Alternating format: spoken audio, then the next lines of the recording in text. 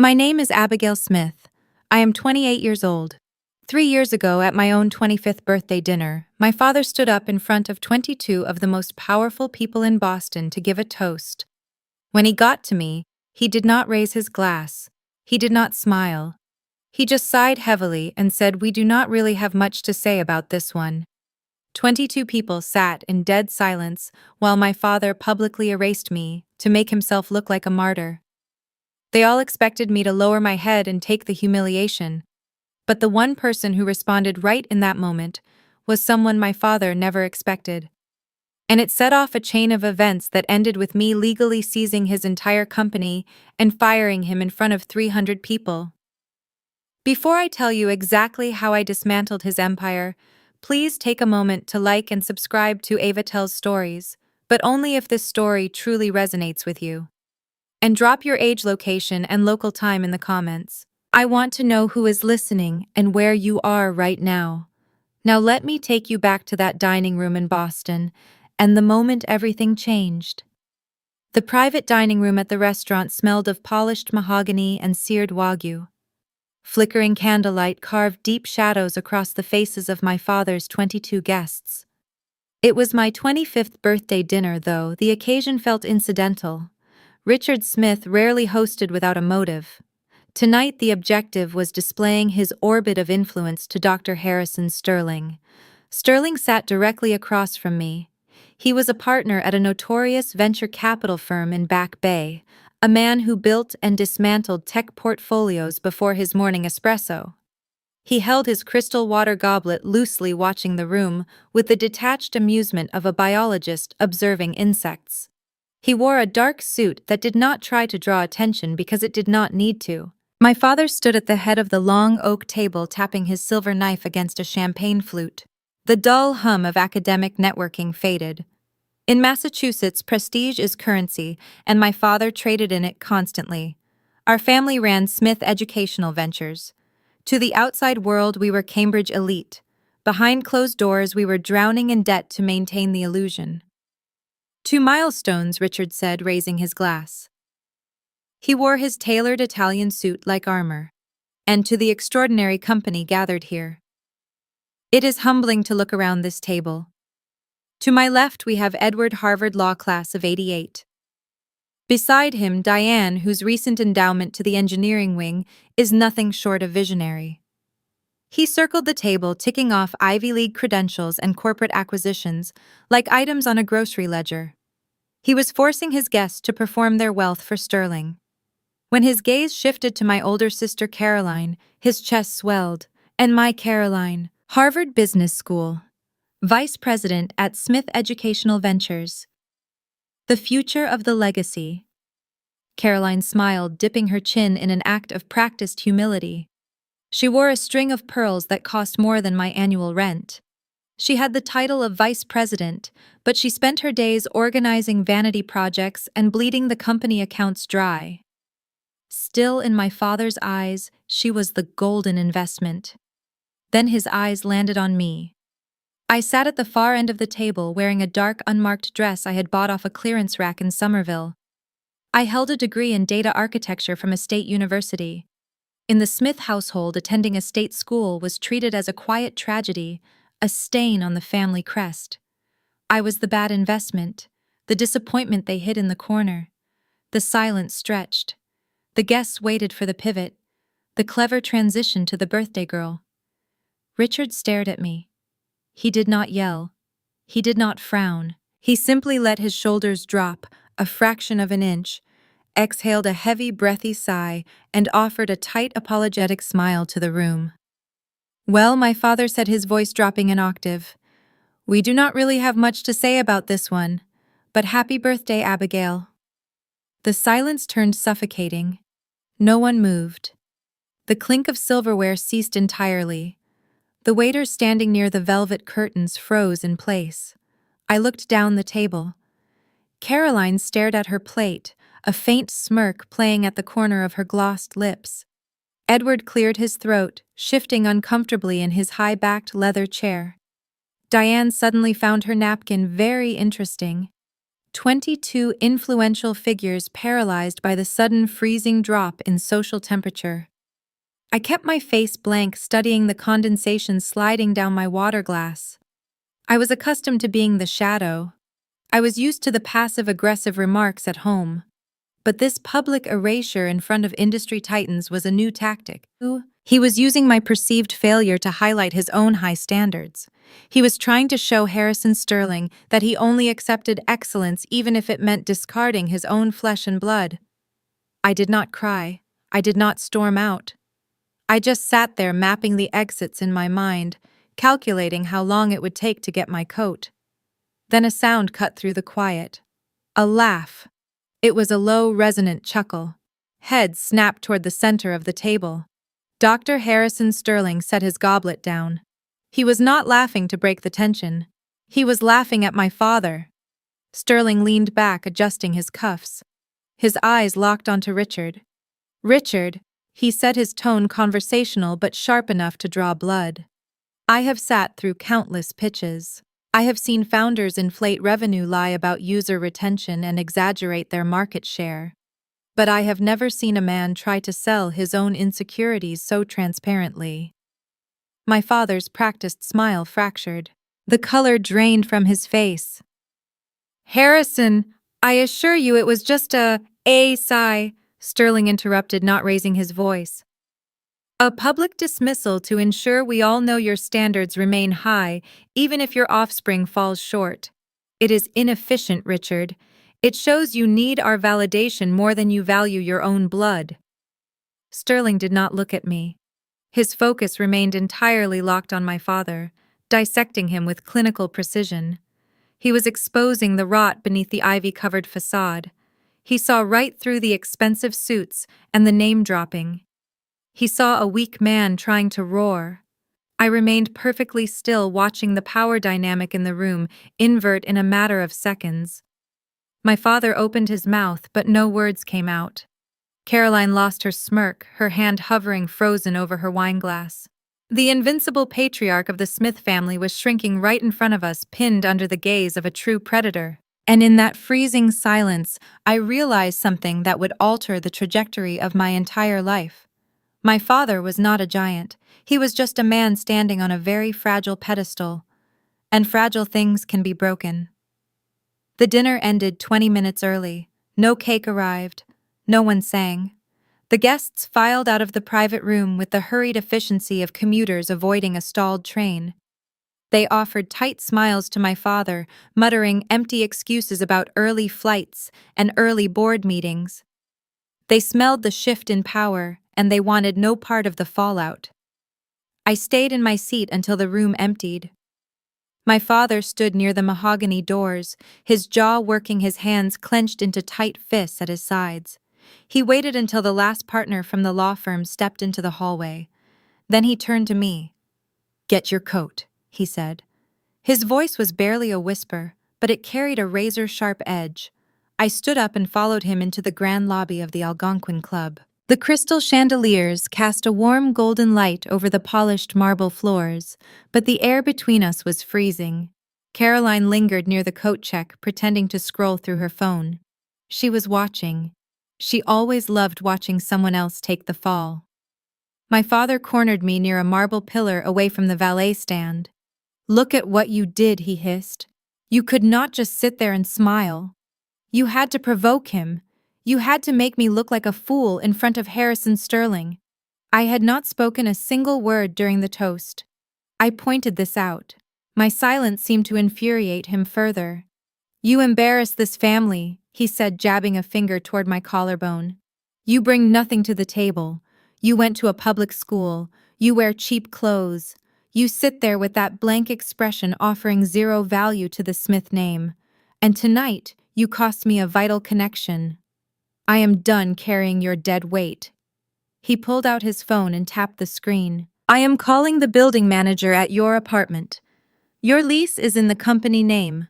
You have until midnight to clear out your belongings. The credit cards are shut off. The trust fund you think you are inheriting is gone. You are no longer part of Smith Educational Ventures. You are no longer part of this family." He looked at me expecting tears. He expected me to beg for forgiveness, to promise I would try harder to fit into his Ivy League mold. I just stared at the pulse jumping in his neck. He was terrified. A weak man trying to regain control by stepping on the only person he thought was beneath him. I turned away and walked toward the revolving glass doors. Caroline caught my eye as I passed the coat check. She offered a quick sympathetic pout, a performance for the valet attendant before returning to her screen. The rain started as I took the subway back to Cambridge. The carriage was empty, the fluorescent lights buzzing overhead. I looked at my reflection in the dark window. I did not feel sad. I felt a strange hollow clarity. The tether was cut.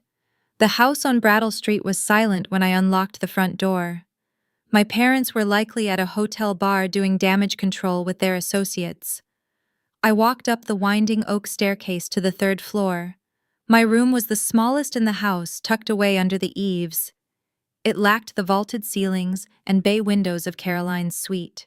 My framed State University diploma sat on the desk next to a stack of data architecture textbooks. I did not pack the diploma. I did not pack the dresses my mother bought for me, the ones meant to make me blend into the background at country club mixers. I pulled a single leather duffel bag from the closet. I packed my laptop, 3 changes of clothes, a heavy wool coat, and the notebooks containing my unlaunched business algorithms. Everything else was a prop from a play I was no longer acting in. I zipped the bag. It felt light. I walked downstairs, leaving the keys on the granite kitchen island. The grandfather clock in the hallway chimed 10 times. My life as Abigail Smith. The family disappointment officially ended. Stepping out onto the brick sidewalk, the cold hit me. November in Boston carries a bitter chill that sinks into your bones. The rain fell in sheets, slicking the cobblestones and pooling in the gutters. I pulled up the collar of my coat and started walking toward Harvard Square. I had no apartment, no credit cards, and $80 in cash. I needed to find a cheap motel and open a new checking account in the morning. A vehicle turned onto the street. Its headlights cut through the heavy rain. I moved closer to the brick wall to let it pass, but the car slowed. It was a black town car, sleek and unmarked. It pulled up to the curb right beside me, matching my pace. The tires hissed against the wet asphalt. The tinted rear window glided down. The rain tapped against the polished roof of the car. Inside the cabin, bathed in the soft glow of a reading light, sat Dr. Harrison Sterling. He did not look like a man who had just dismantled a patriarch at a dinner party. He looked relaxed, reading a financial brief on a tablet. He tapped the screen and turned his gaze to me. "Get in, Abigail," he said. The tone was not an invitation. It was a directive. I stopped walking. The rain plastered my hair to my cheeks. I gripped the strap of my duffel bag, staring at the venture capitalist. He owed me nothing. I owed him nothing. But the man traded in leverage, and I had none. I opened the heavy door and slid onto the leather seat, pulling my wet bag in beside me. The warmth of the car was a sharp contrast to the freezing street. The driver pulled away from the curb seamlessly. Sterling pressed a button, and the privacy glass partition rose, sealing us off from the front seat. He set his tablet aside and studied me. His eyes were dark, analytical, scanning my face for signs of grief. He found none. "Your father is a predictable man," Sterling said. "He operates on ego. When I struck his ego, he needed an immediate target to regain his sense of superiority. He kicked you out. It was not a question. He knew exactly what chain reaction he had ignited in that dining room. I lost my apartment, my accounts, and my family name tonight," I replied, keeping my voice steady. "You lost a sinking ship," Sterling corrected. "Your family is over-leveraged. They spend tomorrow's capital to fund today's status. It is a mathematical certainty they will crash. The only question was whether you would go down with them." He reached into the inside pocket of his suit jacket. He withdrew a crisp white envelope and placed it on the console between us. "I watched you at dinner tonight," he continued. Any other 25-year-old would have wept or shouted or stormed out. You did not flinch. You sat there calculating. I invest in logic. I do not invest in emotion. I looked at the envelope. What is this? Seed funding, he said. $100,000, a cashier's check drawn from an untraceable account. My breath caught, but I kept my posture rigid. Why? Sterling leaned forward slightly, the ambient streetlights washing over his face. He was the architect of empires, and he was offering me the blueprints. Because I recognize the look in your eyes, he said softly. It is the same look I had when I realized the world is a chessboard, and everyone else is just playing checkers. You understand data. You understand systems. But until tonight you lacked the incentive to use them ruthlessly. He tapped the envelope. You can use this to rent a nice apartment and find a safe corporate job. Or you can use it to build something that will make Richard Smith regret the day he forgot you shared his DNA. I stared at the white paper. $100,000. It was capital. It was freedom. It was a weapon. I thought about the sigh at the dinner table. I thought about Caroline smirking. I thought about the years spent shrinking myself to make them feel tall. Lions roar to hide their incompetence. Sterling said, his voice dropping to a low, steady hum. Foxes observe in silence and take the meat. Show me which you are. I reached out and picked up the envelope. The paper was thick, heavy with consequence. I did not say thank you. Gratitude implies a debt, and we were making a transaction. I slid the envelope into my coat pocket. The cold, wet chill of the rain seemed to evaporate, replaced by a burning clinical focus. I turned to look out the window at the blurry lights of Boston sliding past. The city looked different now. It was no longer a place where I was an outcast. It was a grid, a system, a puzzle waiting to be solved. Where to? The driver asked through the intercom. I gave him the address of a cheap motel on the outskirts of the city.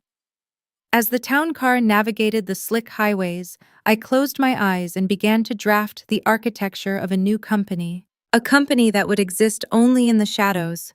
A company that would wait patiently until the lion was starving and then offer him a poisoned meal.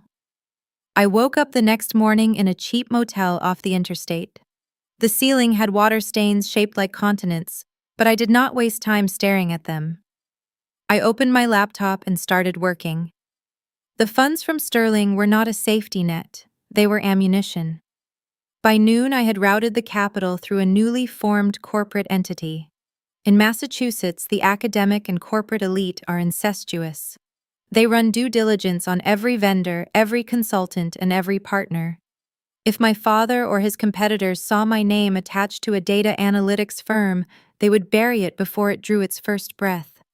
I needed an impenetrable shield.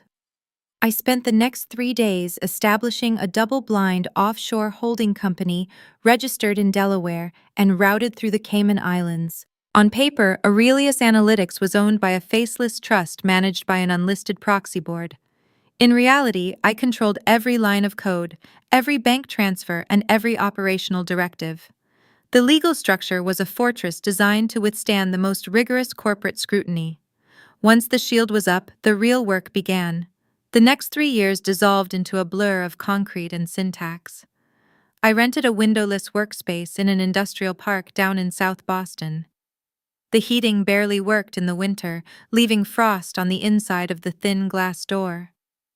The cooling groaned in the summer, turning the air thick and stifling. It did not matter. My existence narrowed down to glowing monitors and the rhythmic clatter of my keyboard. At 4 a.m, the coffee tasted like copper and burnt dirt, but I drank it anyway to keep my eyes open.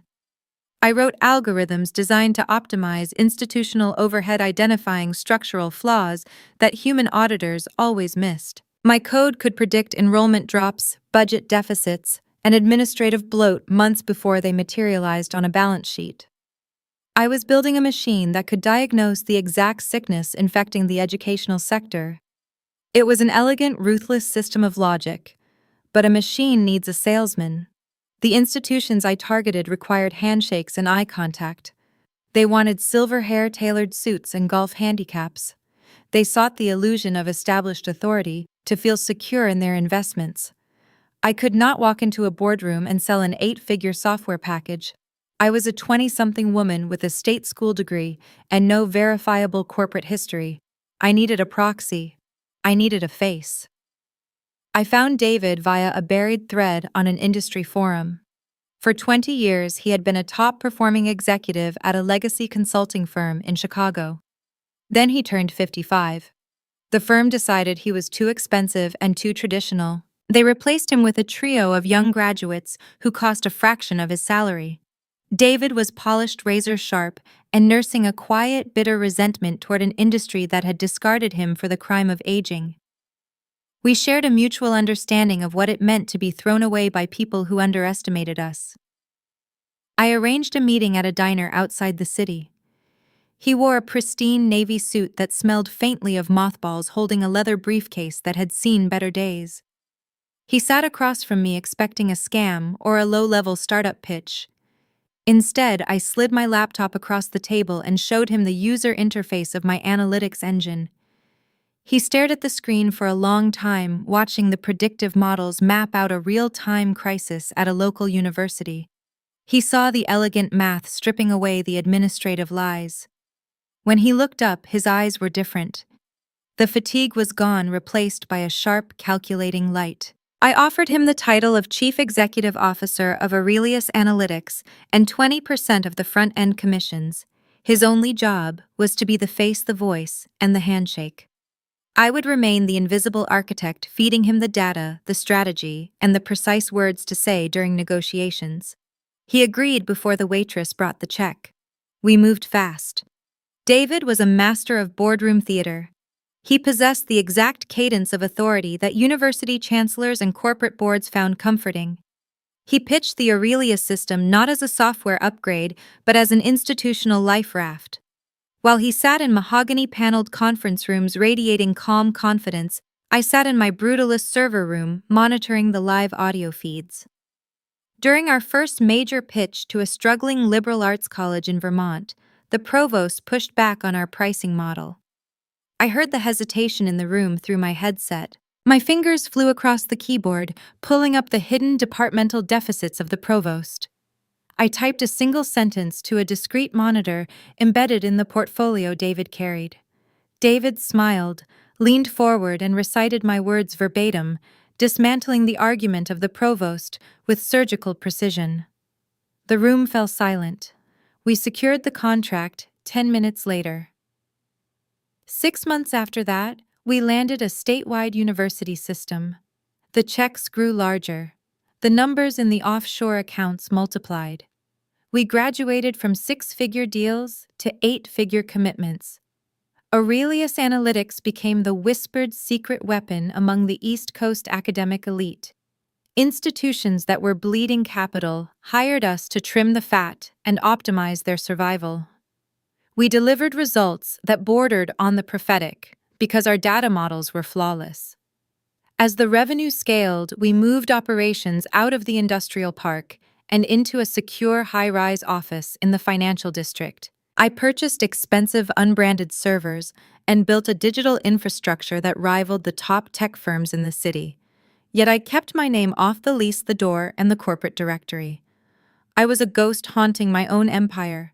I wore neutral clothes, drove an unassuming sedan, and lived in a quiet, upscale high-rise where neighbors minded their own business. Sometimes I would walk past the Algonquin Club where my father had discarded me. I would see the same luxury cars parked out front, the same valets opening doors for the same arrogant men. They had no idea that the girl they mocked was currently managing the data infrastructure of the very institutions they revered. My father, Richard, continued to strut through Cambridge, boasting about his legacy at Smith Educational Ventures. He told his country club friends, I was a lost cause wandering the country without a purpose. He needed the narrative of my failure to sustain the myth of his success. I let him talk. I let him feel safe in his delusion. But while I was building my fortress, I was also running background algorithms on the broader market, including his specific sector. My software was designed to detect inefficiencies and predict collapse across the entire educational landscape. The system constantly scraped public filings, vendor contracts, and whisper numbers. I did not build the tool specifically for revenge, but I did not exclude his company from the data sweep either. During a routine diagnostic run late one Tuesday evening in the third year, the monitors in my office lit up with consecutive warning indicators. The algorithms had found a profound structural vulnerability. It was a pattern of reckless spending paired with declining client retention, a perfect storm for insolvency. It was not a random college or a generic logistics firm. The data pulled up the quarterly projections for Smith Educational Ventures. The numbers were undeniable. The lion was not just starving, he was bleeding out from the inside. The transition from building a lifeboat to aiming a weapon requires a profound psychological shift. For 3 years, my primary objective was survival and establishing an impenetrable fortress of data. Aurelius Analytics was secure, profitable, and entirely invisible to the Cambridge elite. I could have stopped there. I could have lived quietly in my high-rise, enjoying the cold, sterile peace I had engineered for myself. It is a known principle in predictive modeling that a failing system will eventually reach its breaking point without any outside interference.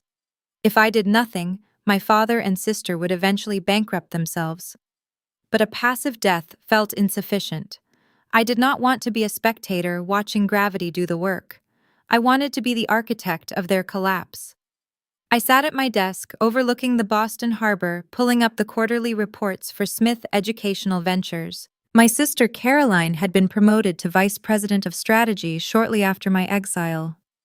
Her business degree from Harvard looked beautiful printed on heavy cardstock, but it offered zero defense against actual market forces. She operated under the delusion that prestige could solve logistical failures. I reviewed her recent executive initiatives. She was redirecting vital operational capital into cosmetic rebranding efforts and high-gloss networking retreats. She ignored the fundamental structural problems rotting the core of their partner institutions.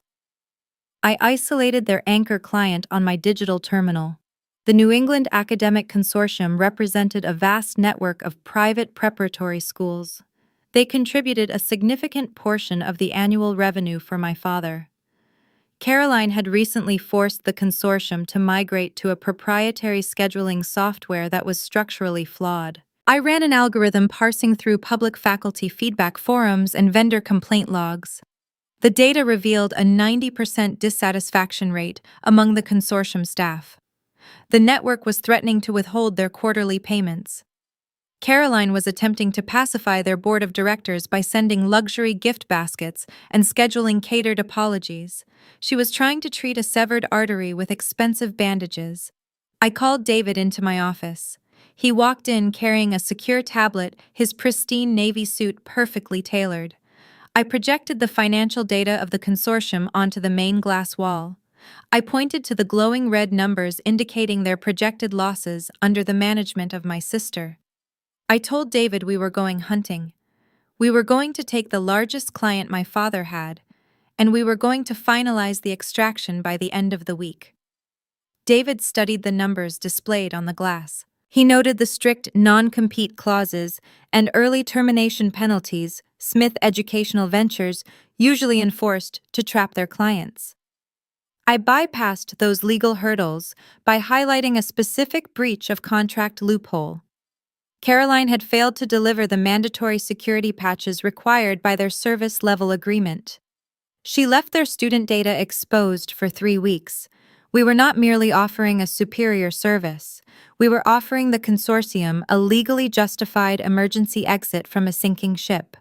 David arranged a private meeting with the chairman of the consortium board, a notoriously rigid man named William Prescott. They met at a quiet members-only club in Beacon Hill. I sat in my office miles away monitoring the live audio feed through a secure encrypted channel. Prescott spent the first 10 minutes complaining bitterly about the incompetence of Smith Educational Ventures. He detailed how Caroline refused to answer his calls and instead dispatched junior associates to handle his complaints. David listened patiently, sipping black coffee. He did not badmouth my father or my sister. He played the role of the empathetic professional observing a tragedy from the outside.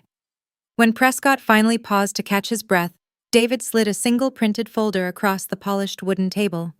Inside the folder was a predictive model I had generated the night before. It demonstrated with surgical clarity exactly how much capital the consortium would hemorrhage over the next fiscal year if they remained tied to the failing infrastructure Caroline had built. The numbers were irrefutable. Prescott stared at the pages, the color draining from his face. David then presented the Aurelius solution. It was a streamlined, automated architecture that bypassed the bloated management style of my sister and cut the administrative overhead of the consortium by 30%. Prescott looked up from the folder and asked how quickly Aurelius could assume control of their systems. David looked at his watch and replied in his calm, authoritative baritone that we could begin the digital migration before the ink on the contract was dry. The consortium severed all ties with Smith Educational Ventures on a Thursday morning. I watched the market reaction unfold on my terminal. My father ran a private enterprise, so there was no public stock price to plummet, but the industry whisper network in Massachusetts was faster and more lethal than any ticker tape. Word spread that Richard Smith had lost his crown jewel. Panic is a highly contagious element in the financial sector. By Friday afternoon, 3 smaller colleges called my father to cancel their pending contract renewals. The clinical satisfaction of that moment was profound. I sat back in my ergonomic chair watching the digital ledger reflect the exact moment my father lost his grip on the market. But one missing client was an anomaly. I needed to create a systemic failure. I expanded the parameters of my algorithms. I programmed the system to flag any client within the Smith portfolio showing signs of fiscal distress or administrative frustration. I built a subroutine that crawled through public procurement portals. Every time the company of my father filed a bid extension or requested a deadline allowance, I intercepted the data. I calculated their exact margins and submitted competing proposals from Aurelius Analytics, undercutting them by precisely 12%. It was not a steep enough discount to appear desperate. It was just enough to position Aurelius as the clear logical alternative for university administrators trying to balance shrinking budgets. Whenever a school flagged red on my monitoring grid, I sent David in to close the trap. We targeted their most lucrative contracts, the legacy accounts my father had spent a decade securing on pristine golf courses and yacht decks. David offered them cold, hard data and unshakable operational security. He stripped away the false prestige my father sold and replaced it with flawless mathematical efficiency. The digital map of the eastern seaboard illuminated in my office told the entire story. Every time Aurelius absorbed a vulnerable client, a blue node lit up on the screen, while a red node vanished from the ledger of my father. It was a sterile, beautiful process of elimination. I was surgically starving them of capital line by line, dollar by dollar. The internal panic at Smith Educational Ventures began to bleed into the public domain. I tracked their corporate behavior through open-source intelligence. They instituted a sudden hiring freeze across all departments. Then they quietly halted the construction of a new annex they had promised to fund at a local business school. The final indicator of their desperation appeared on a discreet corporate job board. They posted an urgent listing for an external crisis management consultant.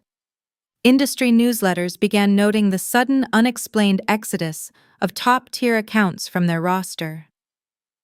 Caroline attempted to counter the narrative using the only tactic she understood. She hosted an opulent networking gala at the Four Seasons to project an image of unshakable stability. She spent capital they no longer possessed to rent the grand ballroom and hire a classical string quartet.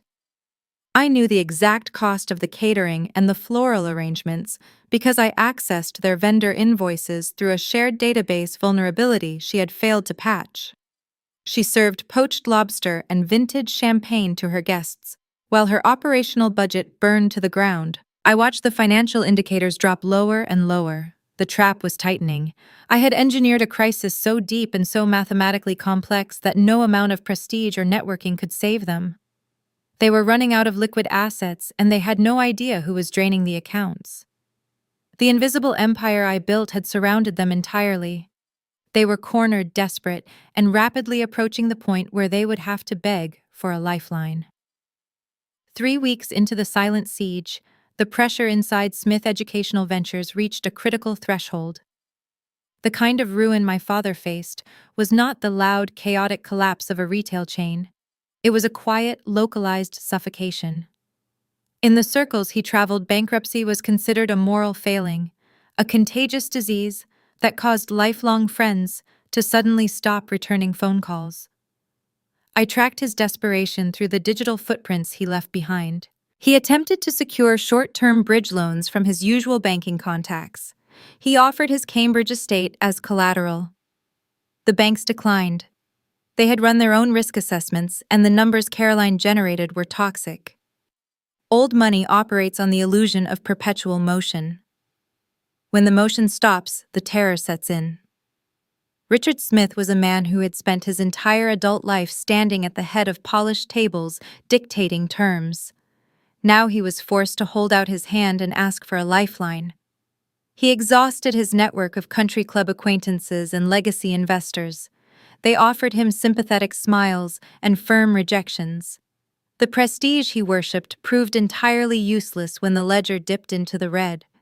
Running out of traditional avenues, my father made the only move he had left. He requested an emergency audience with Dr. Harrison Sterling. Sterling ran a venture capital firm in Back Bay that controlled billions in liquid assets. He was not a man who handed out charity to sinking ships. He was a predator who acquired distressed assets, stripped them down, and sold them for parts.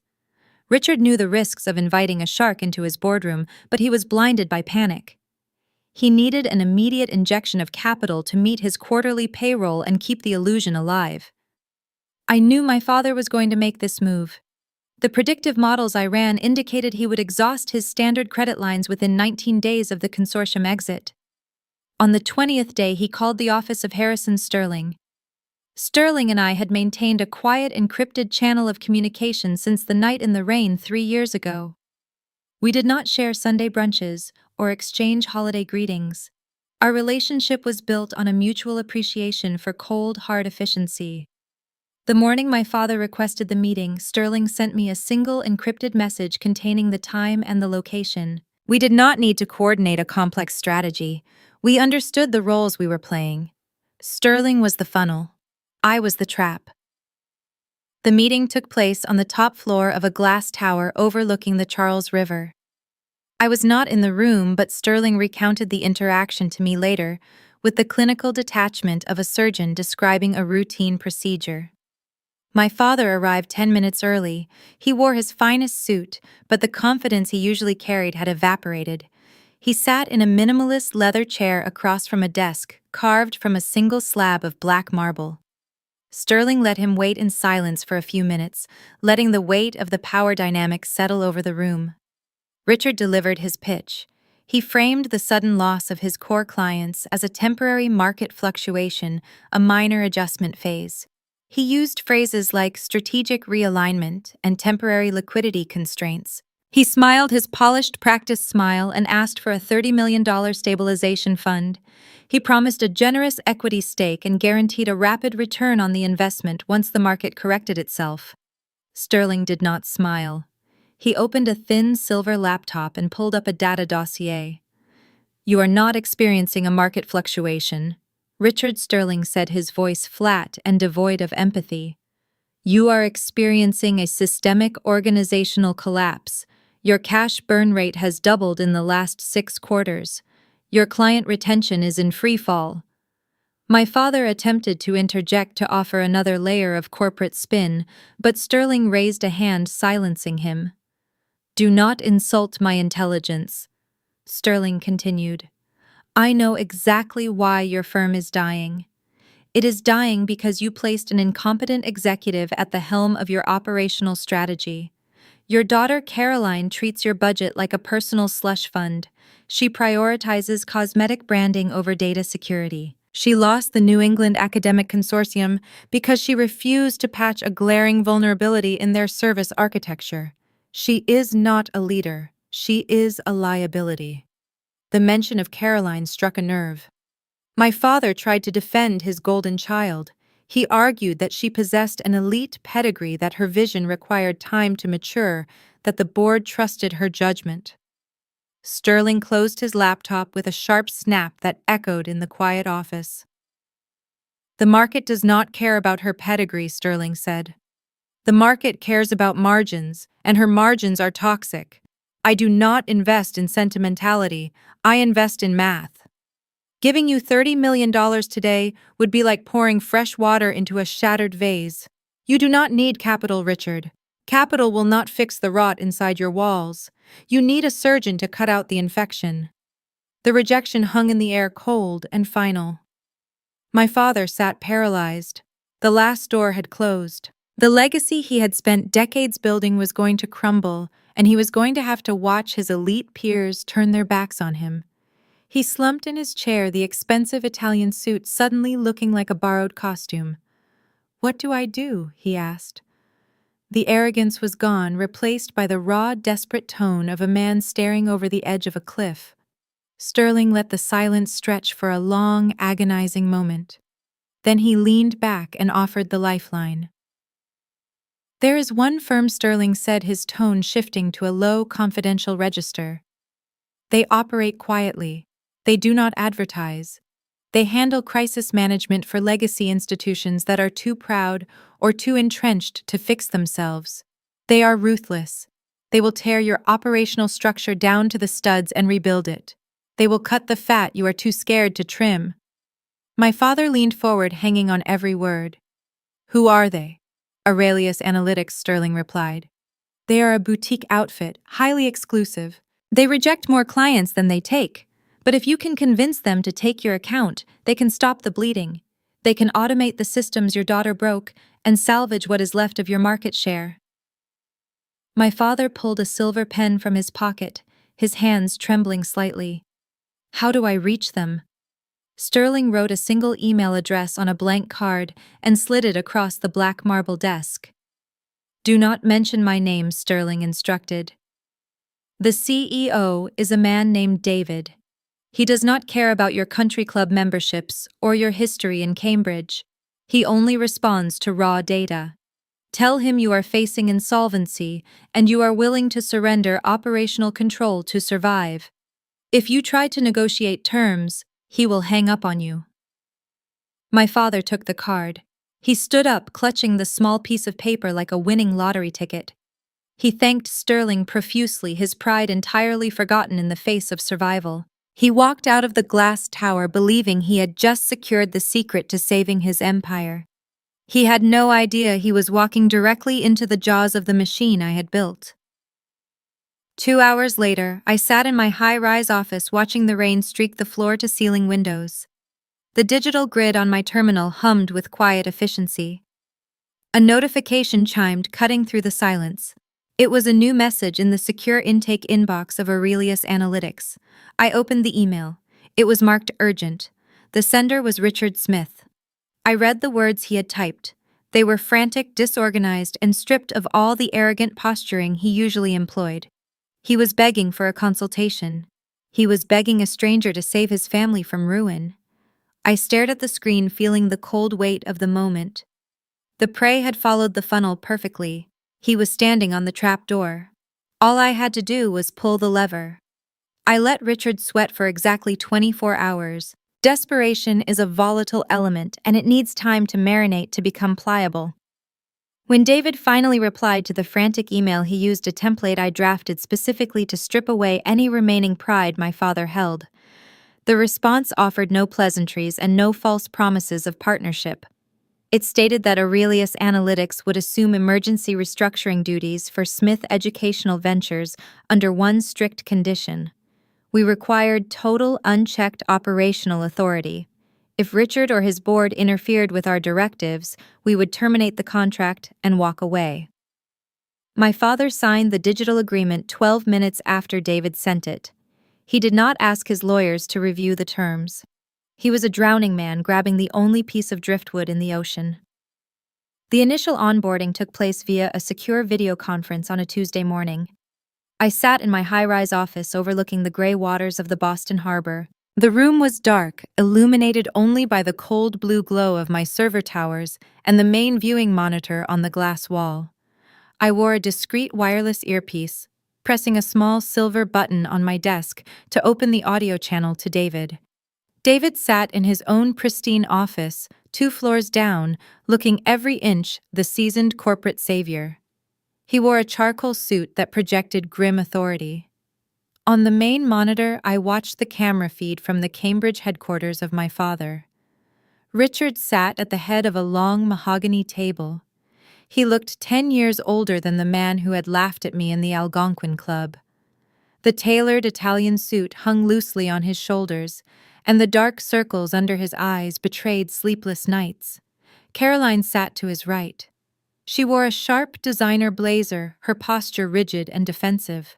She brought a stack of printed reports to the table, trying to project an air of competence. She had no idea she was walking into a firing squad. David opened the meeting without a greeting. He simply shared his screen displaying the true financial hemorrhage of Smith Educational Ventures. The numbers were stark red and undeniable. You are burning capital at a rate that guarantees insolvency within 40 days. David said, his baritone voice steady and calm. We are not here to debate your vision. We are here to stop the bleeding. We will begin by liquidating the luxury marketing divisions. Caroline stiffened, her jaw clenching. You cannot do that, she countered. Those divisions are vital for brand prestige. Our clients expect a certain tier of interaction. We are an elite institution. I leaned back in my ergonomic chair and pressed the transmission button on my desk. I pulled up the vendor invoices I had scraped from their insecure servers. Tell her about the 4 seasons, I whispered into the microphone. Tell her about the orchids. David did not miss a beat. Brand prestige did not prevent the New England Academic Consortium from walking away, David replied. You spent $40,000 on a single networking gala last week. You authorized $8,000 for imported white orchids. You served vintage champagne while your technical infrastructure failed a basic compliance audit. That is not prestige, Caroline. That is negligence. Caroline flushed a deep, angry red. She looked at the camera, her eyes narrowing. We secured 3 verbal commitments at that gala, she insisted. Read her the internal email from the provost. I murmured, watching the text scroll across my secondary monitor.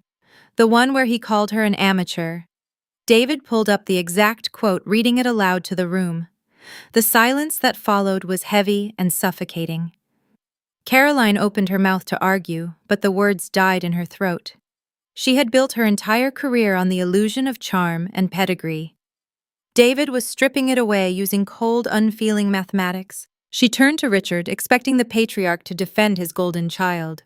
She expected him to remind David of her Harvard degree, or her value to the legacy. Richard did not look at her. He stared at the red numbers on the screen, his hands folded tightly on the mahogany table. Listen to him, Caroline, my father said, his voice hollow and defeated. Just do whatever he says. I watched Caroline shrink into her expensive leather chair. The golden child was finally experiencing the cold reality of falling short. It was a surgical public humiliation, and my father endorsed it because his survival depended on it. I felt a brief clinical satisfaction watching the hierarchy of my childhood shatter on a high-definition monitor. But the psychological dominance was merely a smokescreen. Breaking Caroline was entertaining, but it was not the objective. The true objective was the architecture. To restructure your operational flow, we must migrate your core databases to the Aurelius secure servers, David announced, pivoting away from the crushed vice president. Your current software is outdated and heavily compromised. We will deploy our proprietary encrypted systems across your network immediately. Richard nodded eagerly. Whatever you need to do. How long will the migration take? It is already happening, David said. I typed a final command into my terminal, pressing the Enter key. Miles away in Cambridge, the servers of Smith Educational Ventures accepted the Aurelius installation package. It was a masterpiece of digital infiltration masquerading as a corporate upgrade. I watched the progress bars fill on my screens, lines of proprietary code wrapped around their financial ledgers, their client registries, their human resources data, and their payroll accounts. My software rooted itself into the deepest layers of their digital infrastructure. It cataloged every dollar they spent, every contract they drafted, and every internal memo they sent. But the system did more than observe. It became the central nervous system of their entire enterprise. I designed the architecture to be a parasitic necessity. The Aurelius software handled the scheduling, the billing, the security patches, and the automated client communications. Without my algorithms running in the background, their daily operations would grind to an immediate halt. I had quietly built an invisible cage around my family. The bars were made of encrypted syntax and firewall protocols. If I ever decided to pull the technology licenses or sever the server connection, their empire would instantly go dark. They would lose access to their own money, their own records, and their own clients. The meeting concluded an hour later. Richard thanked David with a sincerity that bordered on pathetic. He believed he had hired a ruthless guardian angel. He believed the worst of the storm was over. The camera feed cut out, leaving my office bathed in silence and the hum of cooling fans. I removed the earpiece and set it on the glass desk. The trap was fully set. I held the digital strings to my father's legacy in my hands. The revenge was structural, invisible, and entirely legal. It was a perfect, sterile victory. Yet a digital trap exists only on screens and inside hard drives. The isolation of my high-rise office kept the reality of my family at a safe distance. I needed to see them to remember exactly why I built the cage. A routine trip for coffee was about to provide that exact reminder, pulling the sterile mathematics back into the bitter reality of flesh and blood. The digital trap I built was secure, but a digital trap exists only as abstract mathematics on a glowing screen. To maintain my strategic edge, I needed to step away from the server racks and observe the physical world. I needed fresh air. It was a crisp Thursday morning in late November. I left my financial district high-rise and instructed my driver to drop me off near Harvard Square. The air was sharp, biting at my cheeks as I walked along the brick-paved sidewalks. I wore a charcoal cashmere coat unmarked by any designer emblem, yet tailored with an exactness that signaled quiet wealth. The Cambridge elite driving past in their polished sedans did not look twice at me. I was invisible, and I preferred it that way. I stepped into an artisanal coffee boutique nestled between a rare bookstore and an ivy-covered brick wall. The establishment smelled of roasted espresso beans and expensive botanical perfumes. It catered to tenured academics and venture capitalists who preferred their morning meetings accompanied by single-origin roasts. The ambient noise was a low, soothing hum of intellectual posturing and corporate negotiations. I stood at the end of the long, polished marble counter waiting for a black Americano. I watched the barista pull the espresso shot, focusing on the dark liquid dripping into the ceramic cup. Then a voice shattered the quiet white noise. It was a bright, practiced tone engineered to carry across a room and demand the attention of everyone nearby. It was the voice of a woman who measured her daily success by how many people noticed her entering a room. I knew that voice intimately. It belonged to my mother, Diane Smith. I did not flinch. I slowly turned my head. She was standing near the glass pastry display case. Standing right beside her, looking at a row of almond croissants, was my sister Caroline. Diane Smith operated as the quiet enabler of the family cruelty. She had been raised in an environment where a woman secured her social standing by aligning herself with a powerful man. She viewed prestige as the ultimate currency. When my father verbally dismantled me, she always looked the other way, smoothing her skirt or examining her manicured nails. Defending me would have meant acknowledging the cracks in the foundation of her perfect life. She preferred a comfortable, polished lie over an inconvenient truth. I observed them before they realized I was there. The toll of the last few weeks was etched into their posture. They tried to project the usual Cambridge arrogance, but the foundation was crumbling. My mother gripped her quilted leather handbag with white-knuckled tension. Her smile was rigid, lacking its usual easy warmth. Caroline looked significantly worse. The endless interrogations by David, the constant dismantling of her vanity projects, and the sheer terror of looming insolvency had eroded her golden child aura. She wore heavy concealer under her eyes to mask the dark circles of sleep deprivation. Her designer blazer looked slightly wrinkled. She was fraying at the edges. My mother turned away from the display case and her gaze swept across the room. Her eyes locked onto mine. For a fraction of a second, the polished facade slipped. Genuine panic flashed across her face. Seeing the daughter she had allowed to be exiled standing in a high-end Cambridge establishment disrupted her carefully constructed reality. But the social conditioning of decades took over. She instantly smoothed her features into a mask of exaggerated maternal concern. She tapped Caroline on the arm, whispered something sharp, and guided them both toward my spot at the counter. "Abigail," my mother said, her voice dripping with artificial sympathy. "My goodness, look at you. We have not seen you in 3 years. You look so thin. Are you eating properly?" She reached out as if to touch my arm, but stopped halfway, letting her hand hover awkwardly in the air before pulling it back. Caroline stood slightly behind her, crossing her arms in a defensive posture.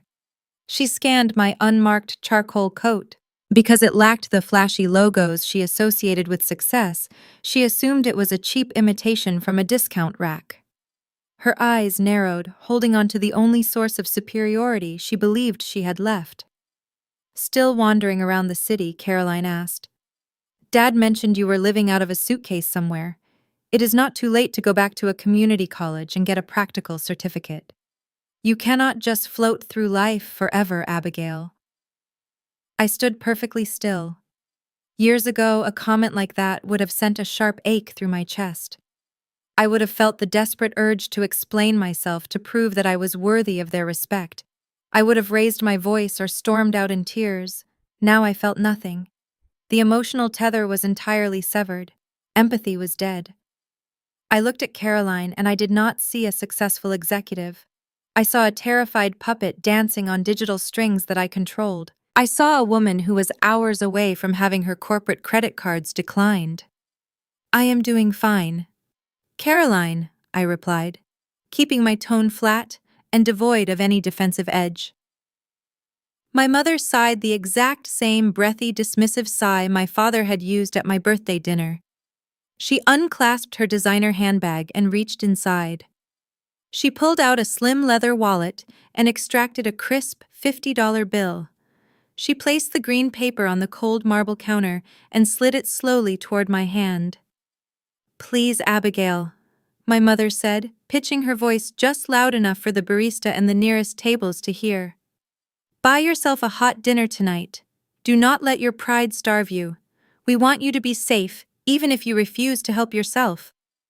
It was a masterclass in weaponized pity. She was using a $50 bill to purchase a clean conscience. She wanted the audience in the coffee shop to see her as the benevolent, grieving mother offering charity to her broken runaway daughter. She was trading my dignity for her social capital. I looked down at the money resting on the marble. $50. Less than an hour ago in my secure office, I had authorized a wire transfer of $8 million to acquire a failing data logistics firm. I controlled the offshore holding company that was currently negotiating to buy the building where her husband held his executive board meetings.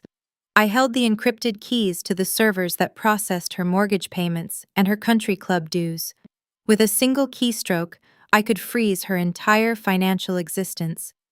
The dramatic irony was a heavy, palpable thing.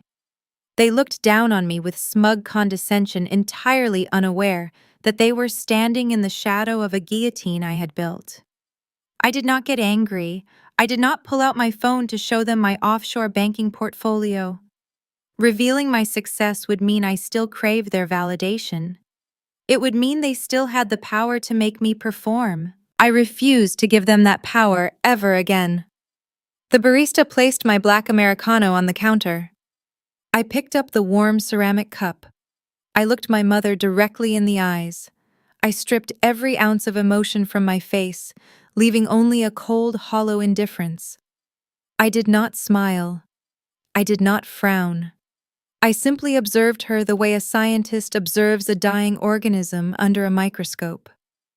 I left the $50 bill sitting on the marble counter.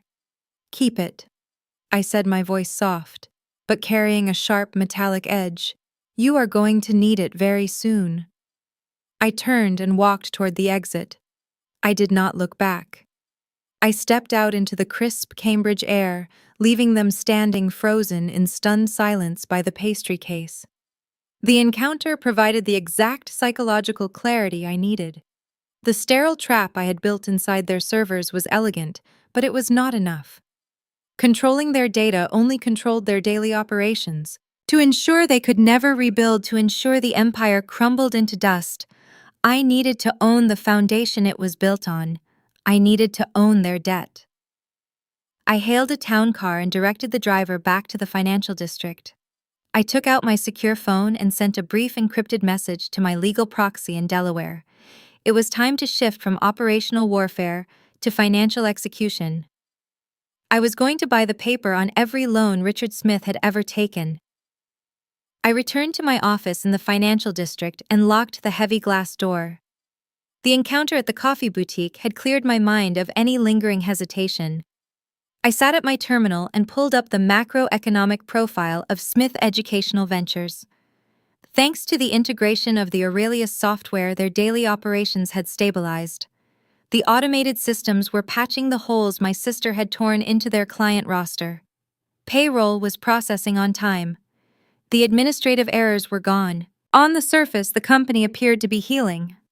But operational stability is merely a bandage over a deep wound. It does not erase the historical sins of the balance sheet. My father was still drowning in a sea of his own making. For decades, Richard Smith operated under a hazardous financial philosophy. He believed that projecting wealth was more important than possessing it. He treated his corporate treasury as a personal slush fund to maintain his status among the Cambridge elite. I pulled up the historical ledgers my software had scraped from his secure servers. The data told a story of profound arrogance. He took out high-interest commercial loans to fund the expansion of his headquarters, while simultaneously siphoning capital to pay for his exclusive country club memberships and his alumni donation pledges. He leased luxury vehicles through the company and funneled operational cash into the renovation of his Brattle Street estate. When the core business began to slow down years ago, he did not reduce his lifestyle. He simply leveraged his existing assets to borrow more capital. It was a classic house of cards built on the assumption that the market would always favor him. He took out mezzanine loans to cover the interest on his primary mortgages. He used debt to pay for debt. Now those promissory notes were turning toxic. The sudden loss of his anchor clients had triggered warning flags across the financial sector. His creditors were running internal risk assessments and the numbers were bleak. I initiated a secure encrypted channel to my primary legal proxy in Delaware. His name was Elias. He was an attorney who specialized in corporate obscuration and offshore trust management. He did not know my true identity. He only knew me as the principal director of a Cayman-based holding company. I instructed Elias to compile a comprehensive list of every institutional creditor holding the paper on Smith Educational Ventures. The list he transmitted back to me was extensive. The primary note was held by a mid-tier commercial bank in Boston, while a cluster of private equity firms held the secondary and tertiary debt. These creditors were nervous. They had watched the recent exodus of clients from my father, and their predictive models were predicting a total default. In the financial sector, nervous lenders are a prime target for extraction. They view distressed debt as a liability that hurts their quarterly performance metrics. They just want the toxic paper off their books. I told Elias to approach the creditors quietly. He was to represent the offshore holding company as an anonymous entity looking to acquire distressed educational assets. The strategy was clinical and swift. We offered to purchase the debt of my father at a steep discount. A bank facing a total loss will often accept 70 cents on the dollar just to clear the ledger and move on. Elias initiated the negotiations on a Tuesday afternoon. I monitored the progress from my terminal, watching the digital correspondence flow back and forth across secure servers. The commercial bank in Boston surrendered first. They were eager to offload the risk before the end of the fiscal quarter. Elias secured their portion of the debt for a fraction of its face value.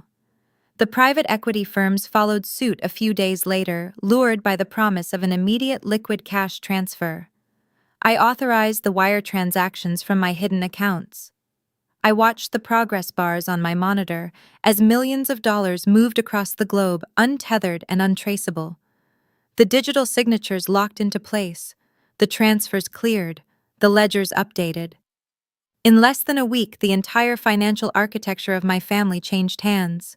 I was no longer just the invisible vendor running their daily operations. I was the bank. I owned the paper on the Cambridge estate. I owned the commercial mortgage on their corporate headquarters.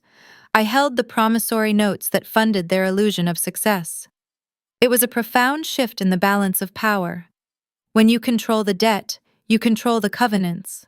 Covenants are the strict contractual rules a borrower must follow to avoid default. They govern how much a company can spend, how much new debt they can take on, and who holds executive control. If my father violated a single covenant, I had the legal right to call the entire loan due immediately. If he could not pay the balance in full, I could seize the collateral. And the collateral he had pledged years ago to secure those loans was his voting shares in Smith Educational Ventures. It was a flawless legal snare. If Richard ever attempted to bring in outside investors or restructure his board, his lawyers would have to review his liabilities. They would see that his debt had been purchased by a faceless offshore trust. They would find nothing suspicious because the buying and selling of corporate debt is a standard invisible practice in the financial industry. No team of auditors could ever trace the trust back to the daughter he had exiled. The holding company was a black box designed to swallow inquiries and spit out redacted legal jargon. My father felt safe. He believed the Aurelius software was saving his company, and he assumed his new anonymous creditors would leave him alone as long as he made the minimum monthly payments. He sat in his mahogany office believing the worst of the storm had passed. He had no idea the water was rising right beneath his chair. But the trap I set contained an unintended consequence. The operational efficiency I had forced upon Smith Educational Ventures created a vacuum of purpose for my sister. Because the Aurelius algorithms now handled all the complex logistics, scheduling, and billing, Caroline found herself with an abundance of free time. David had stripped her of all meaningful executive authority during the initial restructuring phases. She was a vice president with no projects to manage and no staff to torment. Her days became empty. She sat in her plush corner office, staring at pristine reports she did not generate and schedules she did not build. She watched David lead the virtual meetings and dictate the flow of capital. The employees who used to cower when she walked past now deferred entirely to the directives issued by Aurelius Analytics. The prestige she had wrapped her entire identity around was gone, replaced by the cold, sterile competence of my software. Boredom and humiliation are a potent combination for someone accustomed to unearned praise. Stripped of her golden child status, Caroline needed a target. She needed to prove she was still vital to the legacy of the company. She needed to find a flaw in the armor of the people who had marginalized her. She began to poke around the edges of the new system. She did not understand the predictive algorithms or the encrypted data flows. The math was far beyond her comprehension. But she understood basic corporate paperwork. She understood how to read a billing invoice. She started requesting the vendor compliance records for Aurelius Analytics from her accounting department. She wanted to know exactly who they were paying and where the money was going. She noticed that the payments were not routed to a local Boston bank. They were wired to a holding company in Delaware. She requested the incorporation documents for the holding company. She started cross-referencing the addresses and the listed proxy agents. She was looking for a vulnerability, a conflict of interest, or a hidden kickback scheme she could use to discredit David and reclaim her power. I sat in my high-rise office sipping cold green tea as the sun set over the city. A red indicator light flashed on my secondary monitor. My security protocols had detected unauthorized access attempts within the Smith Educational Server Network. Someone was trying to trace the routing numbers on the Aurelius invoices. I pulled up the user logs and traced the origin of the query. The digital footprint led directly to the terminal assigned to the Vice President of Strategy. Caroline was digging into the offshore shell companies. The sterile quiet of my office felt suddenly fragile. The invisible empire was secure against institutional audits and rival firms, but it was not immune to the desperate snooping of a sister trying to reclaim her pride. If she kept pulling at the threads, she would eventually find a link between the Delaware proxy and the seed funding account Dr. Sterling had opened for me years ago.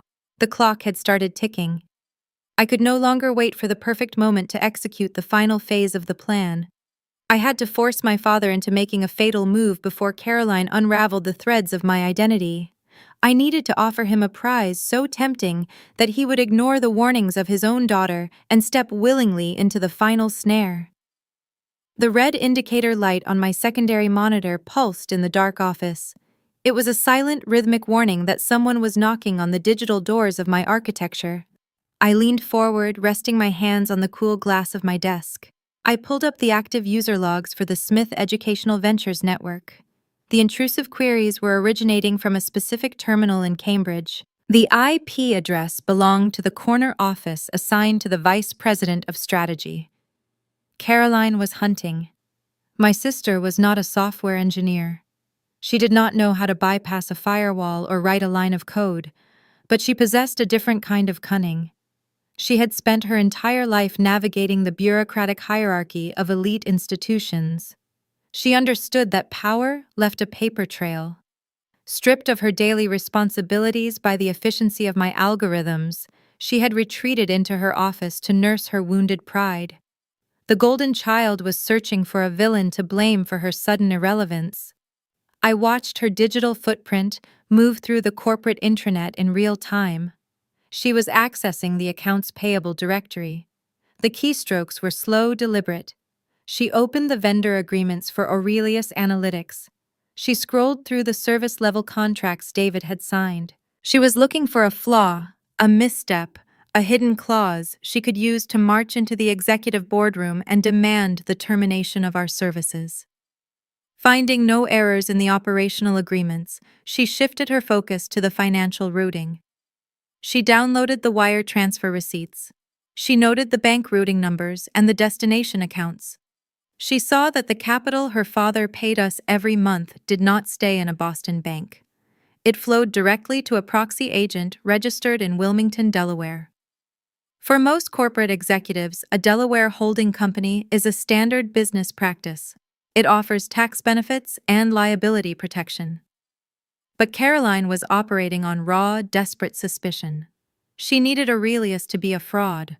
She submitted a formal request to the internal legal department of her father asking them to verify the ultimate beneficial owner of the Delaware Trust. My software intercepted the request before it reached the inbox of the general counsel. I sat in my high-rise reading the exact words my sister had typed. She demanded a full background check on David and a forensic audit of the vendor routing numbers. She stated her belief that the firm was siphoning capital into unauthorized offshore accounts. I faced a tactical dilemma. I had the administrative privileges to lock her out of the network entirely. I could freeze her terminal, revoke her access credentials, and delete her search history. But a sudden digital blockade is an admission of guilt. If the system shut her out, she would know her suspicions were correct. She would bypass the internal network and hire external help. I could not silence her without confirming her fears. Instead, I chose to misdirect her. I kept her access open, but I altered the directory paths she was navigating. I instructed my algorithms to generate synthetic documents. When she searched for the Delaware proxy filings, the system fed her endless loops of redacted tax forms and bureaucratic jargon. I built a maze of false corporate structures pointing toward overseas holding groups that did not exist. I watched her cursor hesitate on the screen as she tried to make sense of the fabricated corporate labyrinth. The misdirection worked for 2 days. Caroline sat in her office printing hard copies of the synthetic documents, trying to connect invisible dots with a red pen. I watched her frustration mount through the security cameras I had compromised in the Cambridge headquarters. She looked exhausted. Her designer clothing rumpled her usual polished demeanor, entirely fractured. Then the situation escalated. My secure phone vibrated against the glass desk. The caller ID was masked. I answered the line and heard the calm, measured voice of Elias, my legal proxy. He was calling from his secure office out of state. He did not waste time with pleasantries. "We have an inquiry," Elias said. "A boutique corporate intelligence firm in Boston just submitted a formal request for the incorporation records of our primary holding shell. They are pressing the registered agent for the names of the managing directors." The temperature in my office seemed to drop. Caroline had stopped relying on the internal legal department. She had used her personal capital to hire external investigators. She was paying forensic accountants to dig into the shadows. "Who is the client?" I asked, keeping my tone flat. Elias paused, a subtle sign of his own concern. "The investigators are shielding their client, but the retainer was wired from a private wealth management account. The account belongs to Caroline Smith. She is bypassing corporate channels. She is running a rogue investigation. Delaware offers robust privacy protections for anonymous LLCs. The registered agents are legally bound to keep the names of the true owners hidden from the public record. But privacy laws only stop casual inquiries." A determined team of former federal agents, armed with a lucrative retainer and enough time, could eventually pierce the corporate veil. They would subpoena the proxy agents. They would follow the capital from Delaware to the Cayman Islands. They would track the banking ledgers backward until they found the original seed funding account opened by Dr. Harrison Sterling. Once they connected the venture capital firm to the offshore trust, it would take them less than an hour to find my name. The sterile peace I had engineered dissolved into cold, sharp urgency. The luxury of patience was gone. A ticking clock now echoed in my mind. If the investigators delivered a dossier to Caroline proving that Abigail Smith owned the vendor contracts and the corporate debt, the psychological warfare would end instantly. Caroline would slam that folder onto the mahogany table in front of our father. The shock would snap Richard out of his desperate compliance. He would instantly retain a team of crisis litigators. He would file emergency injunctions in federal court claiming fraud, breach of fiduciary duty, and corporate sabotage. He would argue that the debt acquisition was executed under false pretenses. The legal battle would freeze his assets and drag on for years. I would eventually win the math because the contracts were ironclad, but the elegant execution of my trap would be ruined. He would become a victim of a corporate conspiracy rather than the architect of his own demise. I ended the call with Elias and stared out the floor-to-ceiling windows. The Boston skyline was illuminating as the dusk settled over the harbor. Waiting for my father to slowly suffocate under the weight of his loan covenants was no longer a viable strategy. I had to accelerate the timeline. I had to force Richard to pull the trigger before Caroline unraveled the thread. To achieve this, I needed to offer him a prize so intoxicating that he would ignore the frantic warnings of his own daughter. I needed to manipulate his core vulnerability, his ego. I opened the encrypted audio channel to David. I did not explain the security breach or the rogue investigation. David was a proxy, not a confidant. He only needed the operational directives. "The strategy is changing," I told him, my voice steady and cold. "The slow drain is over. We are going to close the trap this week." David listened, the silence on the line indicating his readiness. "What is the new directive?" he asked.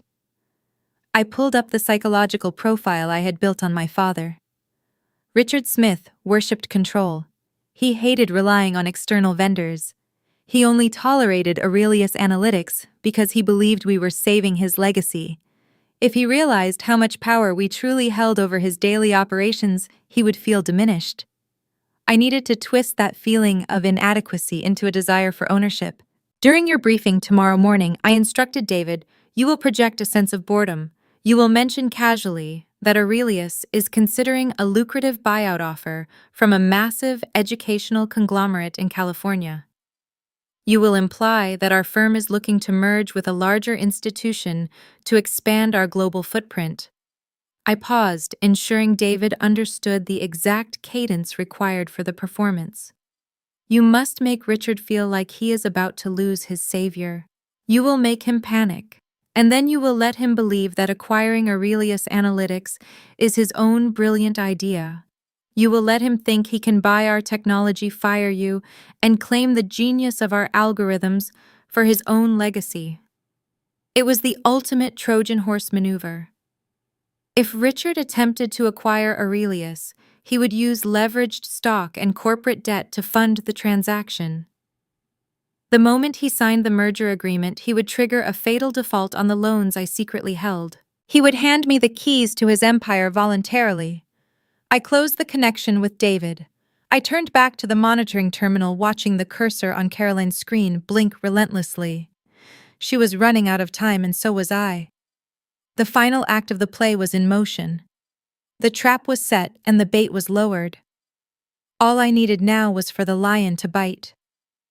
The morning sunlight cast long, sharp angles across the glass of my desk. I had spent the night watching the cursor blink on Caroline's terminal, knowing her private investigators were racing against my timeline. I needed my father to move faster than her paranoia. At precisely 9 o'clock, David initiated the scheduled virtual briefing with the Cambridge headquarters. I sat in my silent office, the audio feed humming softly in my ear. Richard appeared on the monitor. He looked rested for the first time in weeks. The Aurelius software had stabilized his operations, giving him a false sense of security. He wore a crisp navy suit, his hair perfectly combed. He believed he had weathered the storm. He greeted David with a warm, familiar tone, the tone he reserved for peers and allies. David did not return the warmth. He sat back in his leather chair, adjusting his cuffs with an air of profound boredom. He reviewed the weekly performance metrics in a flat, unenthusiastic monotone. He skipped over the successes and rushed through the stabilization reports. He projected the demeanor of a man whose attention was already elsewhere. Richard noticed the shift. His smile faltered. He leaned closer to the camera, his brow furrowing. "Is there a problem, David?" he asked. "The numbers look strong. Our retention is up." David sighed, a soft, calculated sound. "The numbers are adequate, Richard. But my board is looking at the broader horizon. We have stabilized your infrastructure, which was our primary objective. Now we are evaluating our own long-term trajectory." David paused, letting the silence stretch. I watched my father on the monitor. His posture stiffened. The air of the seasoned patriarch vanished, replaced by the primal fear of a man realizing his life raft is about to be punctured. "What does that mean?" Richard asked, his voice tightening. David looked away from the camera, checking his watch. "We received an acquisition inquiry late last night. A prominent educational conglomerate based in Silicon Valley is looking to absorb boutique analytic firms to expand their global footprint. They made a highly compelling offer. If we proceed with the merger, Aurelius will be fully integrated into their West Coast operations. Your contract would be honored through the end of the fiscal year, but after that you would be dealing with their corporate bureaucracy." The color drained from the face of my father. He understood exactly what that meant. If a California conglomerate absorbed Aurelius, they would hike the licensing fees beyond his capacity to pay. They would strip away the customized support. His company would return to the dark ages of Caroline's mismanagement, and he would be bankrupt within months. "You cannot do that," Richard stated, his voice rising an octave. "We have a partnership. You are the backbone of our current recovery." "We are a vendor, Richard," David corrected smoothly, "and we have an obligation to maximize value for our anonymous founder. The founder wants a permanent home for the technology. They want to scale. The Silicon Valley offer provides that scale. I watched the gears turning behind the eyes of my father. Richard Smith possessed a core psychological vulnerability. He despised being a tenant in any aspect of his life. He built his identity on ownership. Decades ago, when he first founded Smith Educational Ventures, he refused to rent office space, opting instead to finance an expensive building he could not afford just to have his name on the deed. He needed to possess the things that gave him power. The thought of renting his survival from a faceless West Coast entity terrified him. I pressed the transmission button on my desk, opening the private channel to David's earpiece. "Nudge him," I whispered. "Tell him the founder prefers to stay on the East Coast." David cleared his throat. "It is a difficult decision," David continued. "The founder is not fond of the West Coast corporate culture. They prefer the established tradition of the Northeast. But business is business. Unless a comparable East Coast institution offers to absorb our technology and provide a permanent home, we will likely sign the term sheet with California by the end of the week." The bait was hanging perfectly still in the water. Richard stared at the camera. The panic in his eyes morphed into a sudden desperate clarity. His ego, which had been bruised and battered for weeks, suddenly found a lifeline. He did not see a threat anymore. He saw an opportunity. "Give me 48 hours, Richard said, leaning forward until his face filled the screen. David raised an eyebrow, feigning confusion. "Excuse me. Do not sign anything with California," Richard demanded, his voice returning to its usual authoritative bark. "If your founder wants an East Coast home, they can have the best one in Massachusetts." Smith. Educational Ventures will acquire Aurelius Analytics. We will buy your technology outright. I smiled in the quiet of my office. The lion had taken the bait. Richard was already spinning the narrative in his head. If he acquired Aurelius, he would no longer be the desperate client relying on a vendor. He would be the visionary CEO who brought proprietary elite technology in-house. He could eliminate the exorbitant monthly consulting fees. More importantly, he could solve his internal succession problem. I knew exactly how he planned to restructure once the ink was dry. He would fire David, viewing him as a redundant middleman. Then he would quietly push Caroline out of her executive role. He would install the anonymous genius founder of Aurelius as his new vice president of strategy, securing his legacy for the next 20 years. It was an act of supreme hubris built on a foundation of sand. "That is a bold proposition," Richard David said, maintaining his skeptical facade. "A full acquisition requires significant capital. Can you secure the funding?" My father waved his hand, dismissing the concern. "I have equity. I have lines of credit. I will structure a leveraged buyout using our stock and a new tier of corporate debt. I will have my legal team draft a formal term sheet by tomorrow morning. Just promise me you will hold off the California buyers until you review my offer." David looked at the camera, his expression unreadable. "I will secure a 48-hour exclusive negotiating window. Send the term sheet. We will evaluate the structure." The virtual meeting ended. The monitor went dark. I sat back in my chair, exhaling a long, slow breath. The timing was impeccable.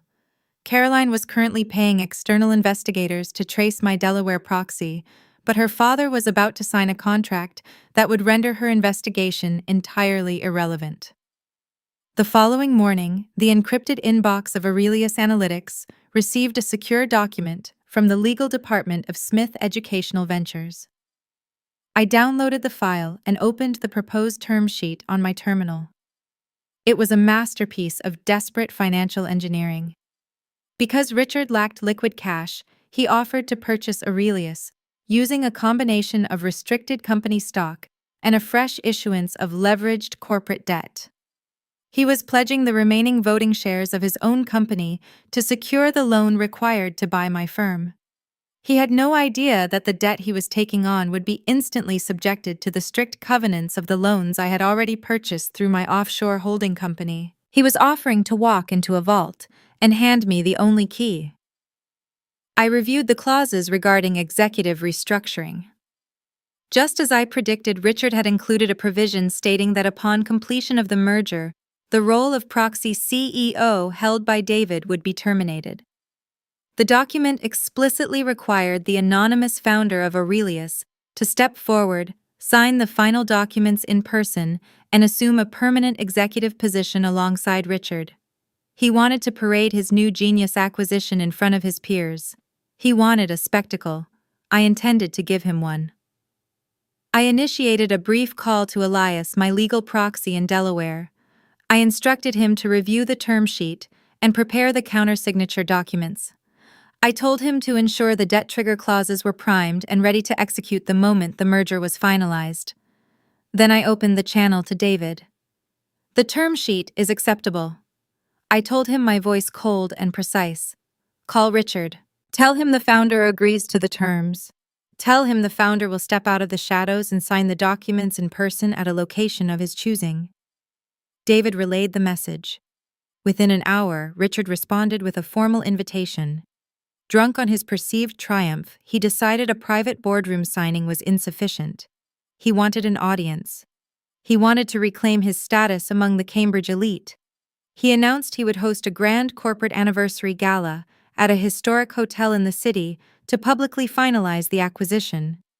I looked at the heavy gold-embossed digital invitation resting in my inbox. The final stage of the corporate execution was set in motion. The pieces were locked on the board. The patriarch had built his own guillotine and invited all of his friends to watch the blade fall. All I had to do was dress for the occasion. The city of Boston was a grid of cold illuminated windows against the pitch-black sky. I sat in my office high above the financial district, the only source of light emanating from the array of digital monitors on my desk. It was Thursday night.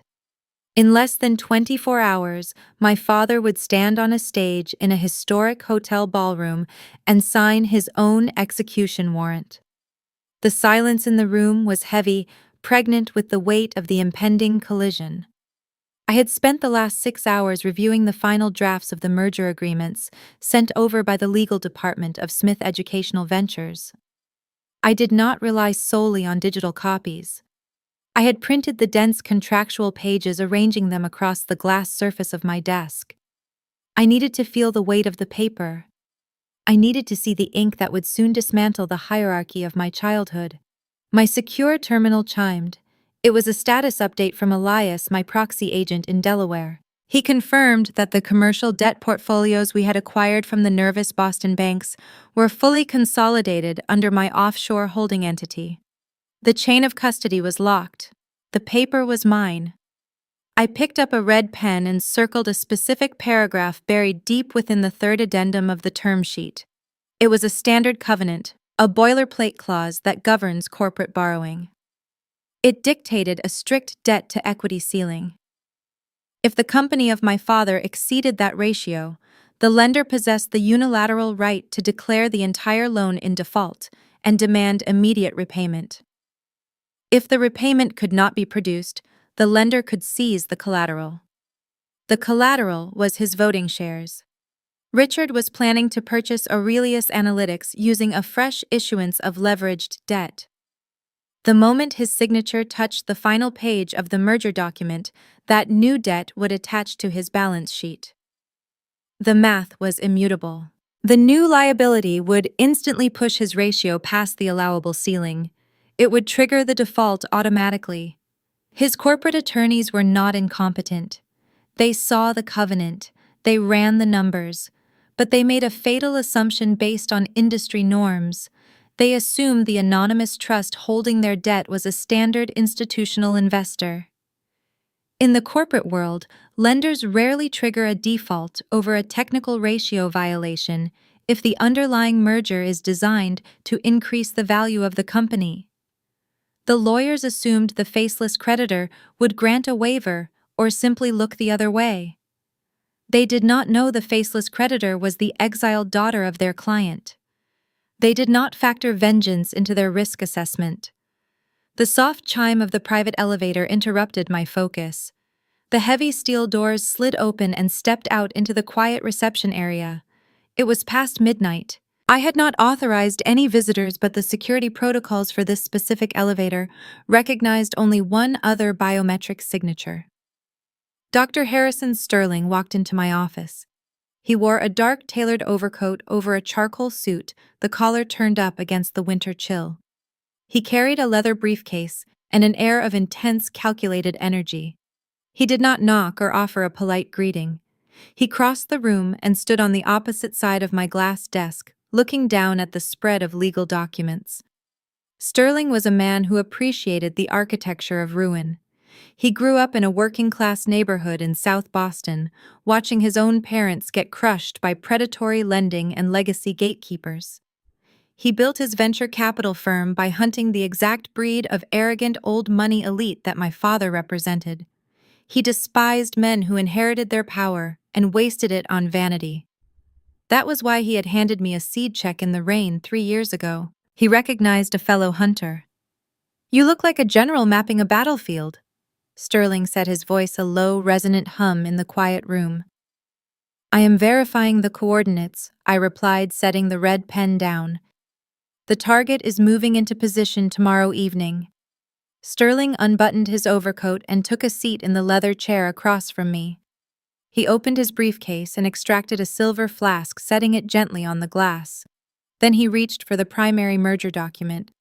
"Let me see the mechanics," he instructed. I handed him the stack of paper along with a tablet displaying the consolidated debt ledgers of my offshore holding company. Sterling put on a pair of reading glasses. He did not skim. He read the contracts with the predatory focus of a hawk scanning a field. The only sound in the office was the soft rustle of turning pages and the distant wail of a siren on the streets below. I watched him process the numbers. The trap I had designed did not rely on cinematic hacking or dramatic courtroom loopholes. It was built on cold, unfeeling mathematics. I had used the ambition of my father as the fulcrum and his ego as the lever. Sterling reached the third addendum. He read the debt-to-equity covenant. He cross-referenced the clause with the fresh debt issuance my father was planning to assume upon signing. Then he looked at the ownership records of the underlying loans on the tablet. He slowly took off his glasses and placed them on the desk. A slow, genuine smile spread across his face. It was a rare expression for a man who spent his life dismantling tech startups and liquidating bloated portfolios. "It is a beautiful piece of engineering," Sterling said, his tone laced with profound respect. "There are no magical tricks here. There is no hidden trapdoor for his lawyers to argue over in federal court. He is voluntarily signing a document that breaches the foundational terms of his own survival. His legal team expects the holding company to grant a standard waiver," I explained, leaning back in my chair. "They think the creditor will applaud the acquisition because it supposedly strengthens the asset." "They are playing poker while you are playing chess," Sterling replied. "They are betting on market psychology. You are betting on physics. The moment the pen leaves the paper, the default is triggered.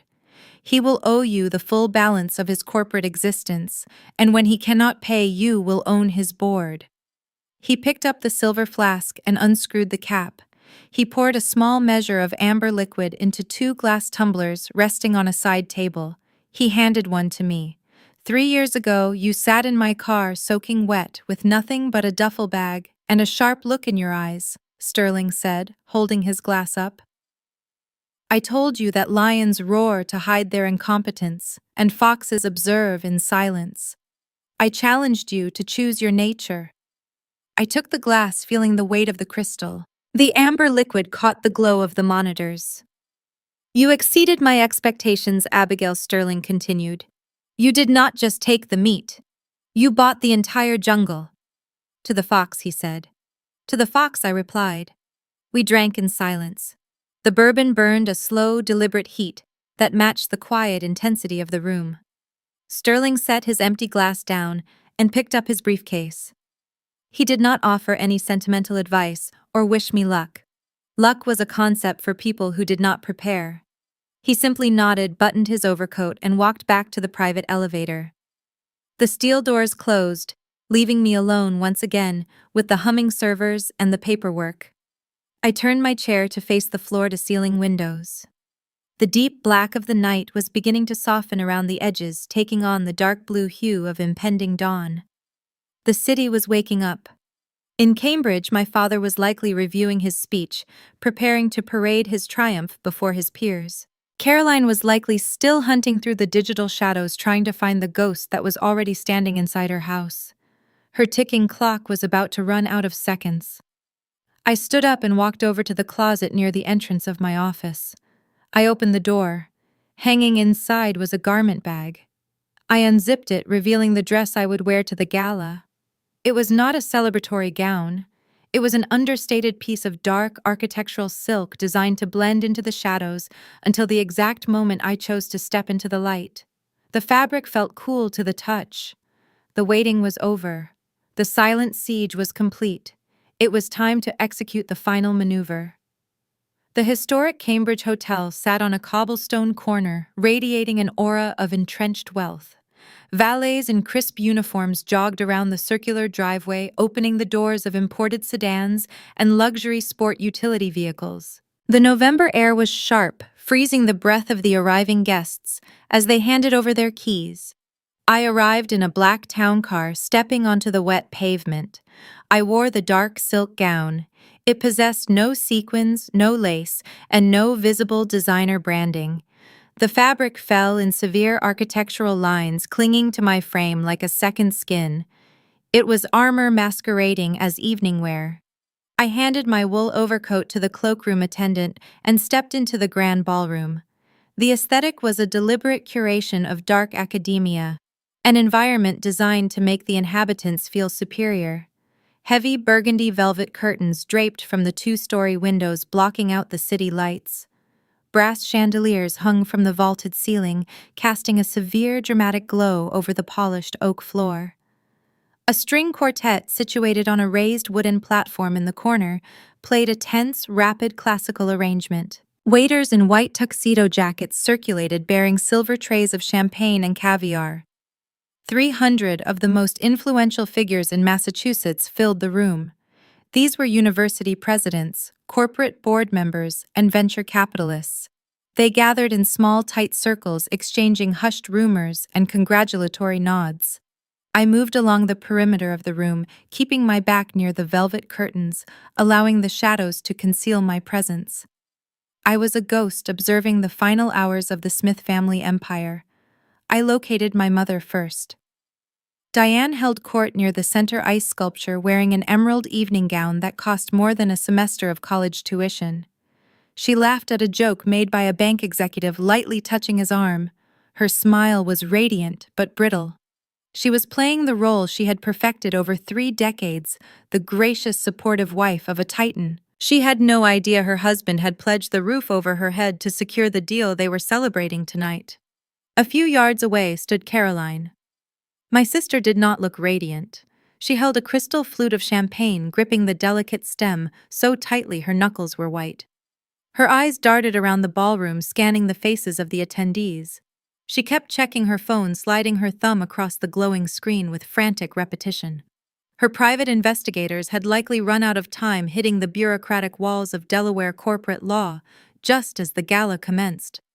She was standing in a room full of people celebrating a victory she suspected was a trap, but she lacked the hard evidence to stop her father. She looked terrified, isolated within the crowd. I caught a shift in the crowd near the bar. Dr. Harrison Sterling stood leaning against the polished mahogany counter, holding a tumbler of bourbon. He wore a midnight blue tuxedo, his presence commanding a quiet radius of respect from the surrounding executives. His dark eyes scanned the perimeter and locked onto mine. We did not nod or wave. The acknowledgement was entirely silent, a shared understanding between the architect of the snare and the man who provided the initial blueprints. He took a slow, deliberate sip from his glass and turned his attention to the front of the room. A sharp, rhythmic tapping echoed through the ballroom. My father stood at the center of the raised stage, tapping his silver pen against the microphone. The string quartet lowered their bows. The murmur of 300 voices faded into an expectant hush. The overhead chandeliers dimmed, focusing a single severe spotlight onto the podium. Richard Smith adjusted his tie. He looked out over the sea of faces, projecting the image of a conqueror who had weathered a brutal storm and emerged victorious. He commanded the room, fueled by an ego that had been starved for weeks and was now gorging itself on public attention. "Welcome," he began, his voice echoing through the state-of-the-art sound system. "Thank you all for joining us tonight. This year marks a significant milestone for Smith Educational Ventures. We have faced unprecedented market shifts. We have navigated treacherous economic waters. And we have proven that true legacy cannot be dismantled by temporary setbacks." A polite wave of applause rippled through the crowd. Richard raised a hand, asking for quiet. His expression shifted, dropping the triumphant smile. He lowered his gaze, projecting an air of profound vulnerability. It was a calculated pivot. "Many of you know that the strength of a leader is forged in the fires of adversity," he continued, his tone turning somber. "But the most difficult fires are rarely found in the boardroom. They are found at home." The room grew impossibly quiet. The elite crowd leaned in, captivated by the sudden shift to personal tragedy. I remained still in the shadows, my pulse slow and steady. "For years, my family has dealt with a quiet heartbreak," Richard said, placing a hand over his chest. "My youngest daughter, Abigail, chose to walk away from the values we hold dear. She struggled to find her path, and ultimately she distanced herself from our support. It is a pain that wakes a father up in the middle of the night. You ask yourself where you went wrong. You ask yourself how you could have saved her." I watched my mother dab the corner of her eye with a silk handkerchief, playing the role of the grieving matriarch to perfection. Several guests cast sympathetic glances her way. "But we cannot let heartbreak break us," my father said, his voice swelling with practiced resilience. "Dealing with my estranged, struggling daughter taught me a vital lesson about letting go of what you cannot fix and focusing on what you can build. It taught me the sheer force of will required to protect your legacy. I took that resilience into the boardroom. I refused to let this company falter because I knew too many people depended on our success." He was using my supposed failure as a prop. He was mining my exile for social sympathy, framing his toxic arrogance as a tragic, heroic burden. He painted me as a cautionary tale to elevate his own mythos. It was the same tactic he used at my birthday dinner years ago, but refined, polished, and broadcast to a much larger audience. And that resilience, Richard proclaimed, his voice rising to a crescendo, led us to this exact moment. We did not just survive the recent market turbulence. We adapted. We sought out the most brilliant, innovative minds in the data analytics sector. We found a boutique firm operating in the shadows, transforming failing institutions into streamlined powerhouses. And tonight I am proud to announce that Smith Educational Ventures is not merely partnering with this firm. We are acquiring them outright. The ballroom erupted into enthusiastic applause. Richard beamed, soaking in the adulation. He had successfully spun his near-bankruptcy into a narrative of visionary expansion. He believed his own lie. "Please direct your attention to the stage," Richard called out over the applause, gesturing toward the side steps. "I want to bring up the man who helped facilitate this transition, the current proxy CEO of Aurelius Analytics, David." David walked up the stairs, bathed in the harsh spotlight. He wore a stark black suit, his silver hair catching the light. He carried a leather portfolio containing the final merger documents. He did not smile. He shook my father's hand with cold professional detachment and stepped up to the podium. "Thank you, Richard," David said, his deep baritone cutting through the lingering applause. "The documents have been prepared. The terms have been finalized by both legal departments. This acquisition represents a profound shift in operational control." "Excellent," Richard said, clapping David on the shoulder. He turned back to the audience, his ego radiating like heat from a furnace. "But before we sign the final paperwork, there is one more introduction to make. David has informed me that the true founder of Aurelius Analytics, the anonymous genius who built this incredible technology, is in the room with us tonight." A murmur of excitement swept through the crowd. The guests craned their necks, looking around the ballroom, trying to spot the hidden tech visionary. David Richards said, stepping back and sweeping his arm toward the center aisle. Please invite your founder to the stage so we can formalize this acquisition and welcome them to the Smith family. David adjusted the microphone. He looked out over the crowd, his eyes bypassing the corporate executives and the university chancellors. His gaze found the dark shadows near the velvet curtains at the back of the room. He found me. The trap was ready. The audience was waiting. The patriarch stood on his stage holding a pen hovering over a document that would end his life as he knew it. I unclasped my small evening bag and took a single step forward into the light. The spotlight remained fixed on the center of the stage. David stood behind the polished mahogany stand, looking down at the heavy leather-bound folder containing the final merger agreements. My father stood mere inches away, his chest puffed out, wearing the smug satisfaction of a man who believed he had just purchased the future. He gestured toward the open pages, holding out an expensive silver fountain pen for David to take. The cameras from the hired press pool flashed, capturing what was supposed to be the crowning achievement of the Smith family legacy. David did not take the pen. He looked at the signature my father had just applied to the bottom line. The dark ink was still wet, gleaming under the harsh stage lights. David adjusted the microphone, leaning closer to the receiver. His deep baritone voice carried a chilling calm that instantly sobered the room. Richard, David said, projecting his tone so every corner of the ballroom heard the pivot. You have signed the terms. You have pledged your voting shares and assumed the new debt structure. But as a proxy, I lack the legal authority to bind Aurelius Analytics to a permanent acquisition. Our operating agreement dictates that any transfer of ownership requires the physical countersignature of the true founder. My father frowned, a brief crack forming in his triumphant mask. He lowered his hand, the silver fountain pen hovering awkwardly in the air. He tried to laugh it off, a tight, nervous sound intended to reassure the elite audience. Of course, Richard replied, leaning into the microphone. And as you mentioned, the founder is here tonight. Let us bring him up. We are all eager to meet the architect of this incredible technology. David did not smile. He turned his body, slightly shifting his focus away from the patriarch and toward the center aisle of the ballroom. She is indeed here, David corrected, placing a deliberate heavy emphasis on the pronoun. And she has watched this entire proceeding with great interest. She built the digital infrastructure that saved this company. She isolated the inefficiencies and restructured your operations from the ground up. The crowd murmured. The elite attendees leaned forward, exchanging confused glances.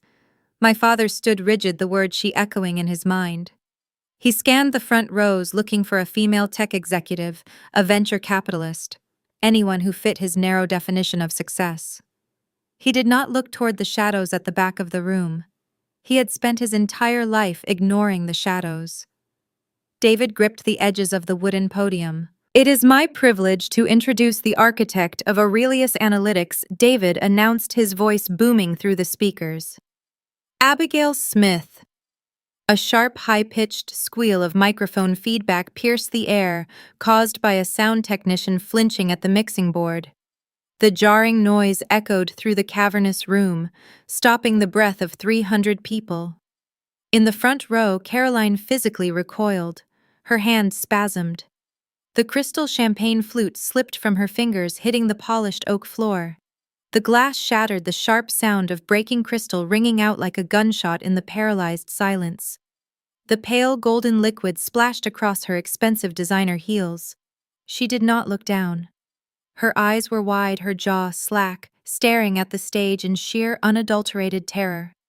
The private investigators, the Delaware holding company, the anonymous vendor, it all connected in her mind in a single devastating flash of realization. The ghost she had been hunting was the sister she had mocked.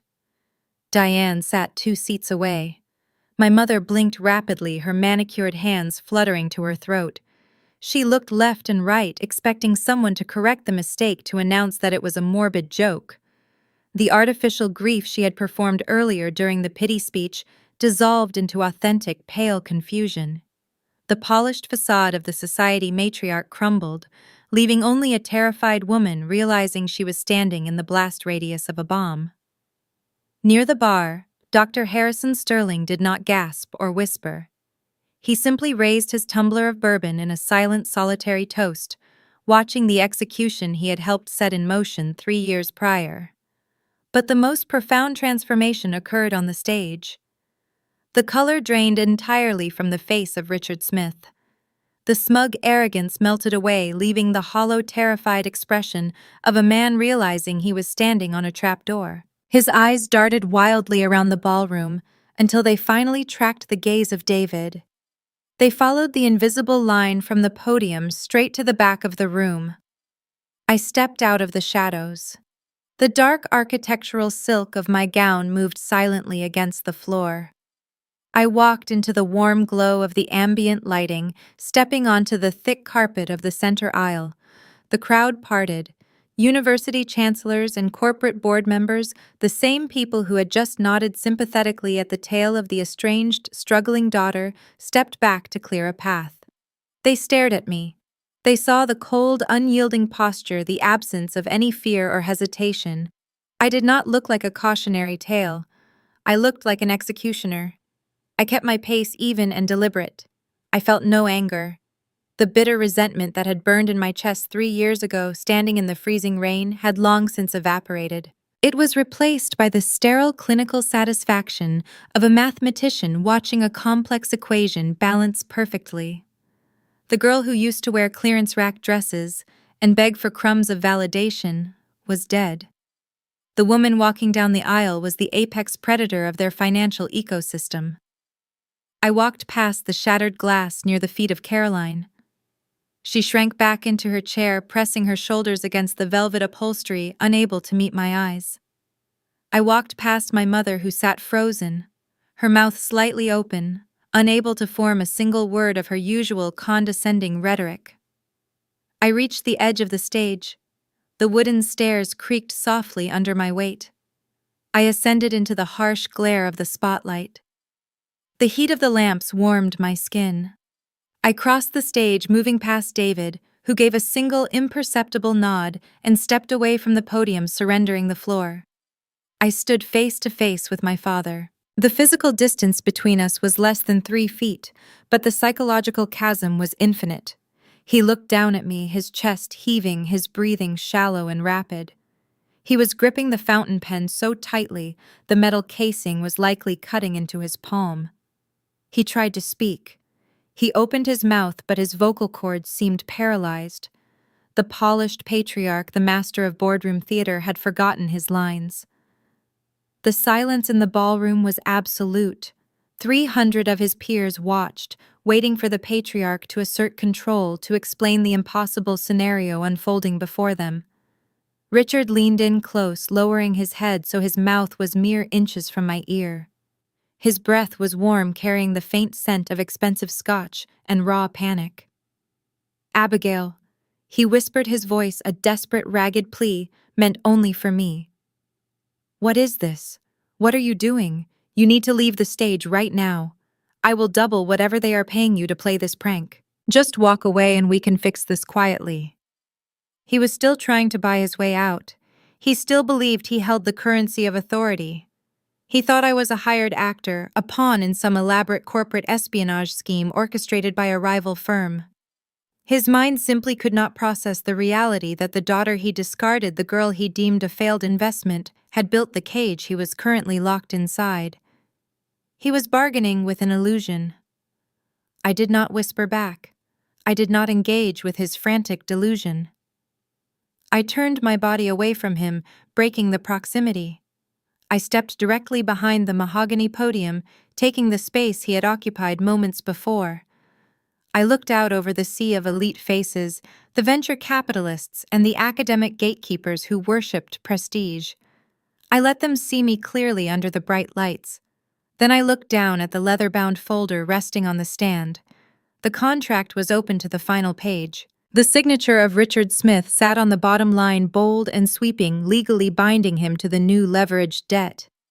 Beside his signature was a blank line designated for the founder of Aurelius Analytics. The microphone stood waiting. The crowd held its collective breath. The trap was fully primed. I reached out my hand toward my father, holding my palm open, waiting for him to surrender the silver pen. He stared at my open hand. The silence in the ballroom stretched tight and suffocating. He did not want to hand over the instrument of his legacy, but the cameras from the hired press pool were flashing, and 300 pairs of eyes were pinned to the stage. Social expectation is a powerful shackle for a man who lives for public approval. To refuse now would look like madness to his peers. Slowly his fingers uncurled. I took the heavy silver pen. The metal retained the frantic heat of his grip. I turned my attention to the leather-bound folder resting on the mahogany podium. I looked at the bottom of the final page. Richard Smith had already executed his signature in bold, sweeping strokes. The ink was a dark, undeniable testament to his hubris. I pressed the nib of the pen against the blank line designated for the founder. The scratch of metal against thick paper was picked up by the microphone, echoing faintly across the quiet room. I signed my name with deliberate precision. Abigail Smith. The ink settled into the fibers of the page. The acquisition was now legally binding. The merger was complete. The snare was locked. I set the pen down upon the wooden stand. I adjusted the microphone, pulling it a fraction of an inch closer to my mouth. The audience remained frozen in a state of suspended animation. I looked out at the sea of evening gowns and tailored tuxedos. These were the gatekeepers of Cambridge, the people who traded in prestige and lineage. They were watching a paradigm shift occur in real time. "Thank you for the introduction, Richard," I said. My voice was calm, carrying the cold precision of a surgeon standing over an operating table. "You spoke eloquently tonight about resilience. You told this room how dealing with my supposed failures taught you to build a stronger foundation. It was a compelling narrative, but it contained a fundamental flaw. You mistook my quiet endurance for failure. You assumed that because I was no longer standing in your shadow, I had ceased to exist." I scanned the front row. Caroline sat rigid, her face a mask of pale horror. She knew what was coming. Her external investigators had chased the digital breadcrumbs all the way to Delaware, but she ran out of time. She stared at the signed contract on the podium, recognizing it as the death warrant of her career. Her golden child status was evaporating into the harsh stage lighting. For the past 6 months, I continued, my voice projecting clear and steady. Aurelius Analytics has managed every logistical operation within Smith Educational Ventures. We stabilized your bleeding client roster. We automated your failing systems. We saved you from immediate insolvency. And today you decided to acquire our technology using a fresh issuance of leveraged corporate debt. You pledged your remaining voting shares as collateral, assuming the creditors would applaud the expansion. You wanted to own the genius of Aurelius without realizing who built it. My father stood frozen beside the podium. The color had not returned to his face. His breathing grew shallow and rapid. "What your legal team failed to investigate," I said, my tone dropping into a clinical register, "was the identity of the institution holding your existing debt. You assumed your loans were still sitting safely in the vaults of the commercial banks in Boston. You did not realize those banks sold your distressed paper weeks ago at a steep discount to an anonymous holding company based in Delaware. A holding company that I own and control. I am not just your vendor, Richard. I am your primary creditor." A collective intake of breath rippled through the ballroom.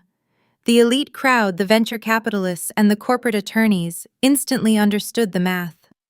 They understood the lethal nature of the trap. They knew the rigid covenants written into standard commercial loans. The realization washed over the room like a cold winter tide.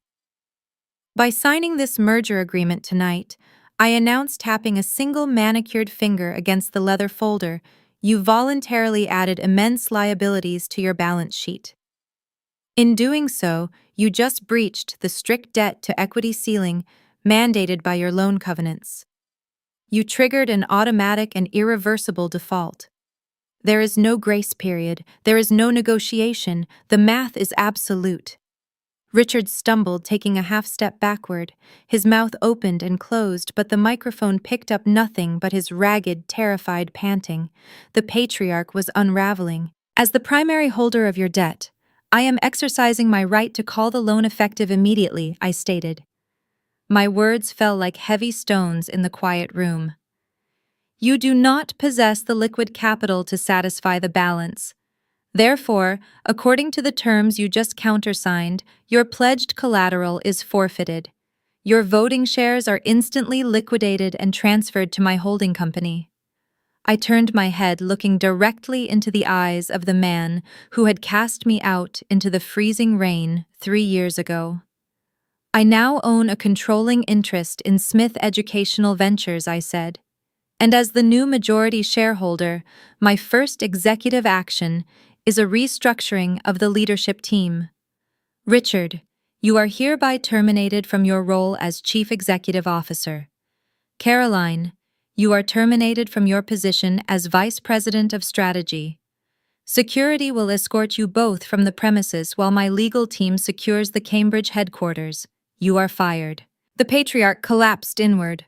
The imposing titan of industry shattered into a desperate, terrified old man right in front of his peers. The elite audience, the people he had spent his entire life trying to impress, watched his destruction with cold, detached fascination. In these circles, weakness is a contagion. They were already mentally distancing themselves from his ruin, calculating how to absorb his lost market share. Richard lunged forward, grabbing the edge of the mahogany podium. His knuckles turned stark white. "Abigail, please," he begged. His voice cracked, broadcasting his humiliation through the speakers. "You cannot do this. This is my life. I built this company from nothing. I am your father. You cannot take my legacy. Please, we can negotiate. I will give you whatever you want. I will make you a partner." He was crying. Real tears spilled over his eyelashes, tracking down his pale cheeks. 3 years ago, at a birthday dinner, I sat in silence while he tried to erase my existence. He had expected me to weep. Now our roles were entirely reversed. He was the one begging for validation in front of a silent, judging crowd. But I did not feel the need to gloat. The victory was structural, not emotional. I did not need his partnership or his approval. I leaned into the microphone, letting the silence stretch for one final heavy second. "Lions roar, Richard," I whispered. "Foxes bite." The morning after the gala, the legal machinery of Delaware moved with automated precision. Richard hired a team of expensive crisis litigators using the last fragments of his personal credit. They filed emergency injunctions in federal court, attempting to halt the transfer of voting shares. They argued predatory lending, deceptive practices, and a breach of fiduciary duty. The federal judge, a man who dealt in empirical facts rather than Cambridge pedigree, reviewed the signed merger agreement and the underlying debt covenants. The hearing lasted less than an hour. The math was immutable. Richard had voluntarily signed a contract that violated his own financial boundaries. The injunction was denied. The execution of the collateral transfer was authorized by noon. By the end of the week, my offshore holding company officially possessed 94% of the voting shares for Smith Educational Ventures. I did not keep the company intact. I had no desire to manage the bloated legacy of my father or sit in his mahogany boardroom. I instructed David to begin the immediate liquidation of the assets. We carved the enterprise into digestible pieces. The proprietary client lists, the schools and consortiums that had not already fled to Aurelius, were auctioned to rival firms for pennies on the dollar. The physical real estate, including the grand headquarters Richard had mortgaged his soul to build, was sold to a commercial developer who planned to gut the interior and turn it into medical suites. The heavy oak doors were unhinged. The frosted glass bearing the Smith name was shattered and hauled away in dumpsters. Within 3 months, the entity known as Smith Educational Ventures ceased to exist. It was wiped from the state registry, a ghost erased by the very technology it tried to consume.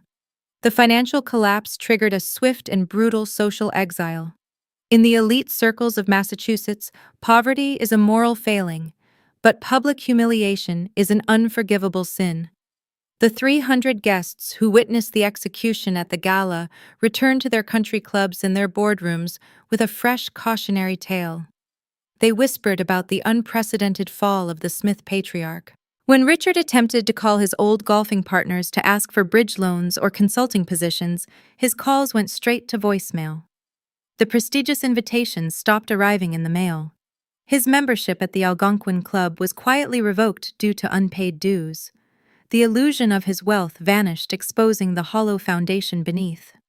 He learned the harsh reality that the men he considered brothers were merely shareholders in his facade, and they were divesting rapidly. The collateral damage extended to the rest of the family. Diane lost her positions on the philanthropic board she had curated for decades.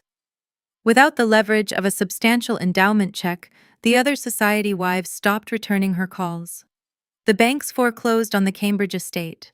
The house on Brattle Street, with its vaulted ceilings and manicured lawns, went onto the public market. I drove past it once on a rainy Tuesday afternoon.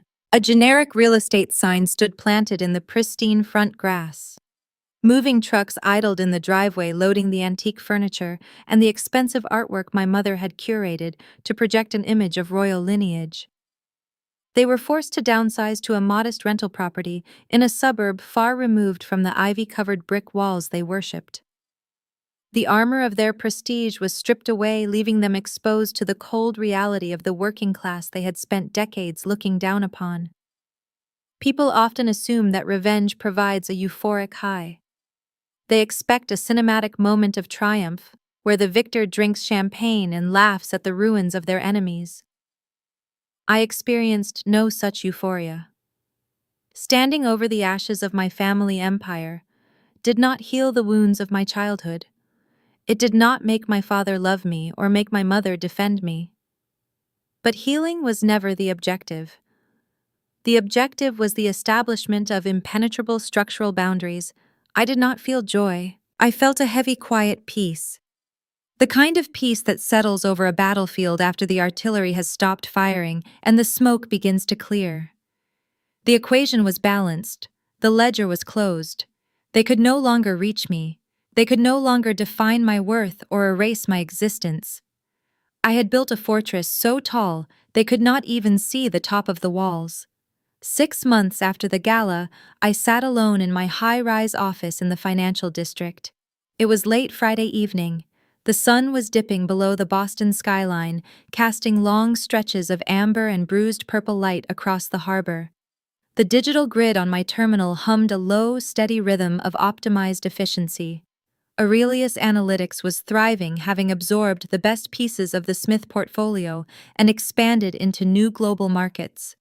Dr. Harrison Sterling had stepped back, functioning as a silent equity partner, while I maintained total sovereign control over the architecture I built. I poured a glass of cold water and leaned back in my ergonomic chair, watching the city transition into night. The room was perfectly silent, insulated from the chaos of the streets below by thick panes of reinforced glass.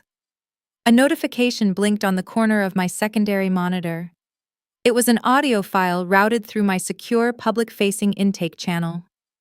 The system had flagged the caller identification, matching it against a blocked registry. I pressed a key to play the message. The audio filled the quiet room. It was Caroline.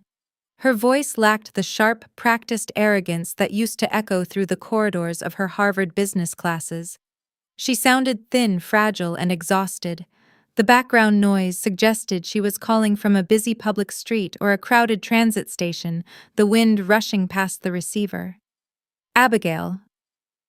The voice crackled through the high-fidelity speakers. Please do not hang up. I know you hate us. I know what Dad did at the dinner was wrong. I know what I did was wrong, but I have nothing left. The restructuring erased my resume.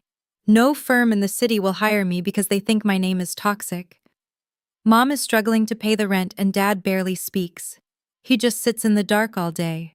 I am asking for a chance. Just a junior data entry position at Aurelius. I will work for minimum wage. I will sit in the basement where no one can see me. Please, Abigail. You won. You proved your point. Just tell me what I need to do to fix this. I am your sister. I listened to the sound of her jagged breathing. She was waiting for a lifeline. She was waiting for the familiar dynamic of our youth where she demanded attention and expected the world to bend to her tears.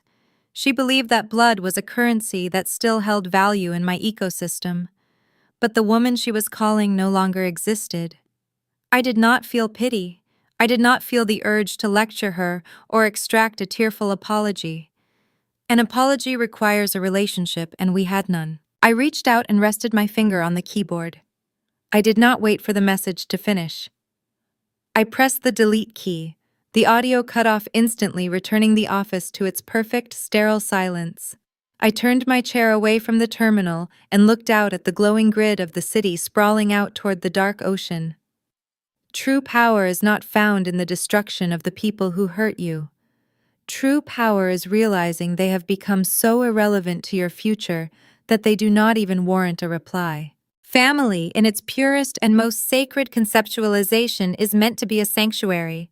It is an institution built upon the bedrock of unconditional love, patient guidance, and emotional safety.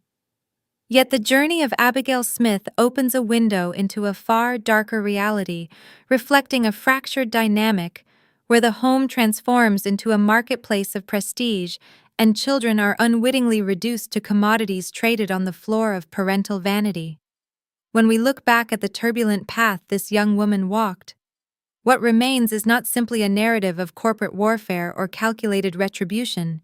It is a profound, haunting lesson on the core values of parenting, the weight of family responsibility, and the ethical compass required to guide the next generation. In certain echelons of society, particularly within environments that hypervalue external achievement and intellectual pedigree, the greatest trap parents can fall into is the arrogance of the ego. Richard Smith. The patriarch of this story stands as the embodiment of a deeply flawed educational philosophy. He did not look at his daughters as individual lives requiring understanding and emotional awareness. He measured their worth through the rigid metrics of Ivy League degrees, social networking, and corporate titles. The act of publicly erasing his youngest daughter at her own birthday dinner, dismissing her as a failed investment simply because she did not walk the gilded path he demanded, is the ultimate manifestation of conditional toxic love. The responsibility of a parent is not to mold a child into a trophy to be displayed in a glass case for the admiration of peers. Raising a human being requires fairness, honesty, and a profound capacity for empathy. When mothers and fathers are blinded by their own need to maintain appearances, they sever the most natural and vital connection they possess. Furthermore, this systemic favoritism, the act of elevating Caroline while discarding Abigail, does not merely destroy the internal world of the outcast. It equally cripples the golden child. By sheltering Caroline from consequence and rewarding her solely for the prestige of her resume, her parents stripped her of actual survival skills. They left her fragile, entirely dependent on an artificial shell of unearned authority that shattered the moment it met the friction of the real world. The societal reality exposed through this narrative serves as a stark warning about the modern pursuit of success. The elite circles depicted here represent a culture chasing the fleeting illusion of fame and material wealth.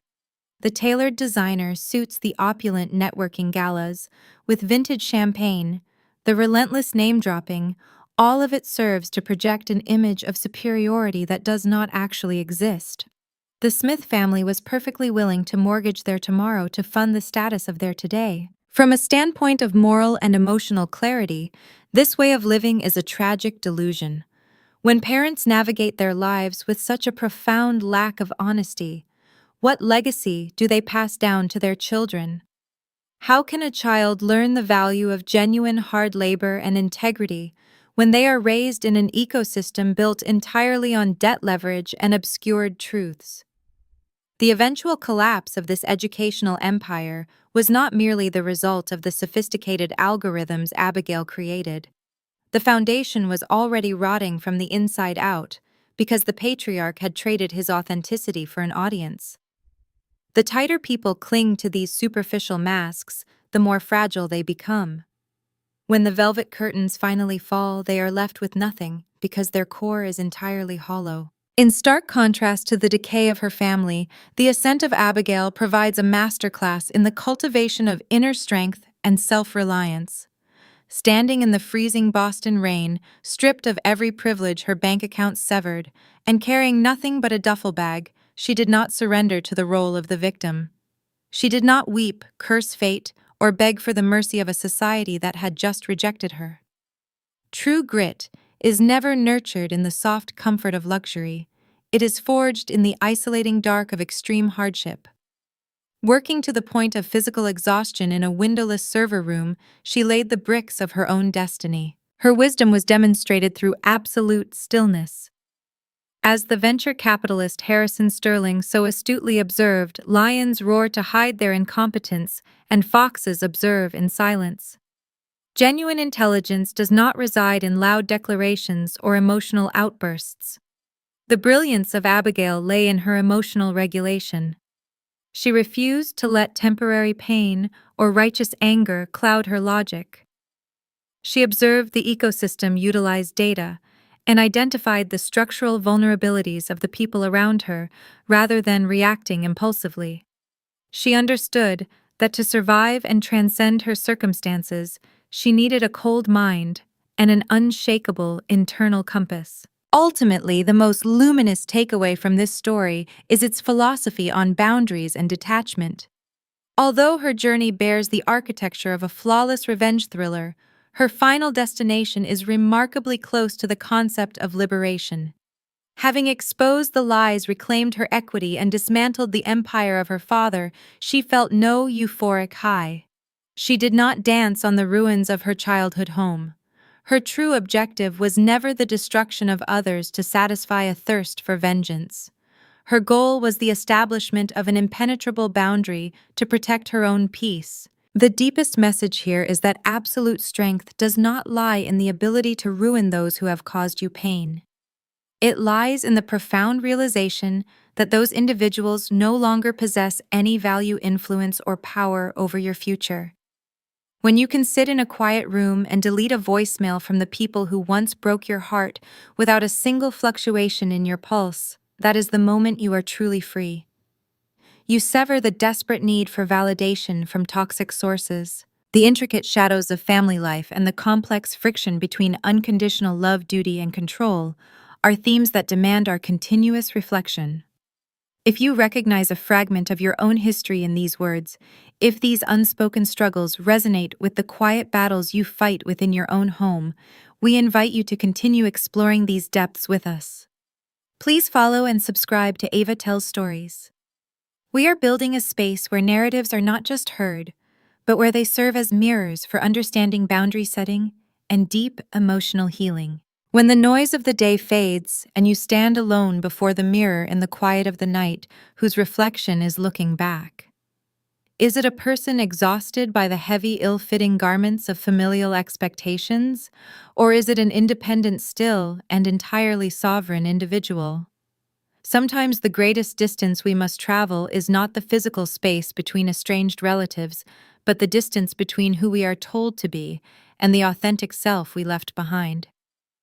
There are moments in life when closing a door permanently is not an act of trapping yourself in the dark. It is the breathtaking realization of just how vast and open the sky has always been on the other side.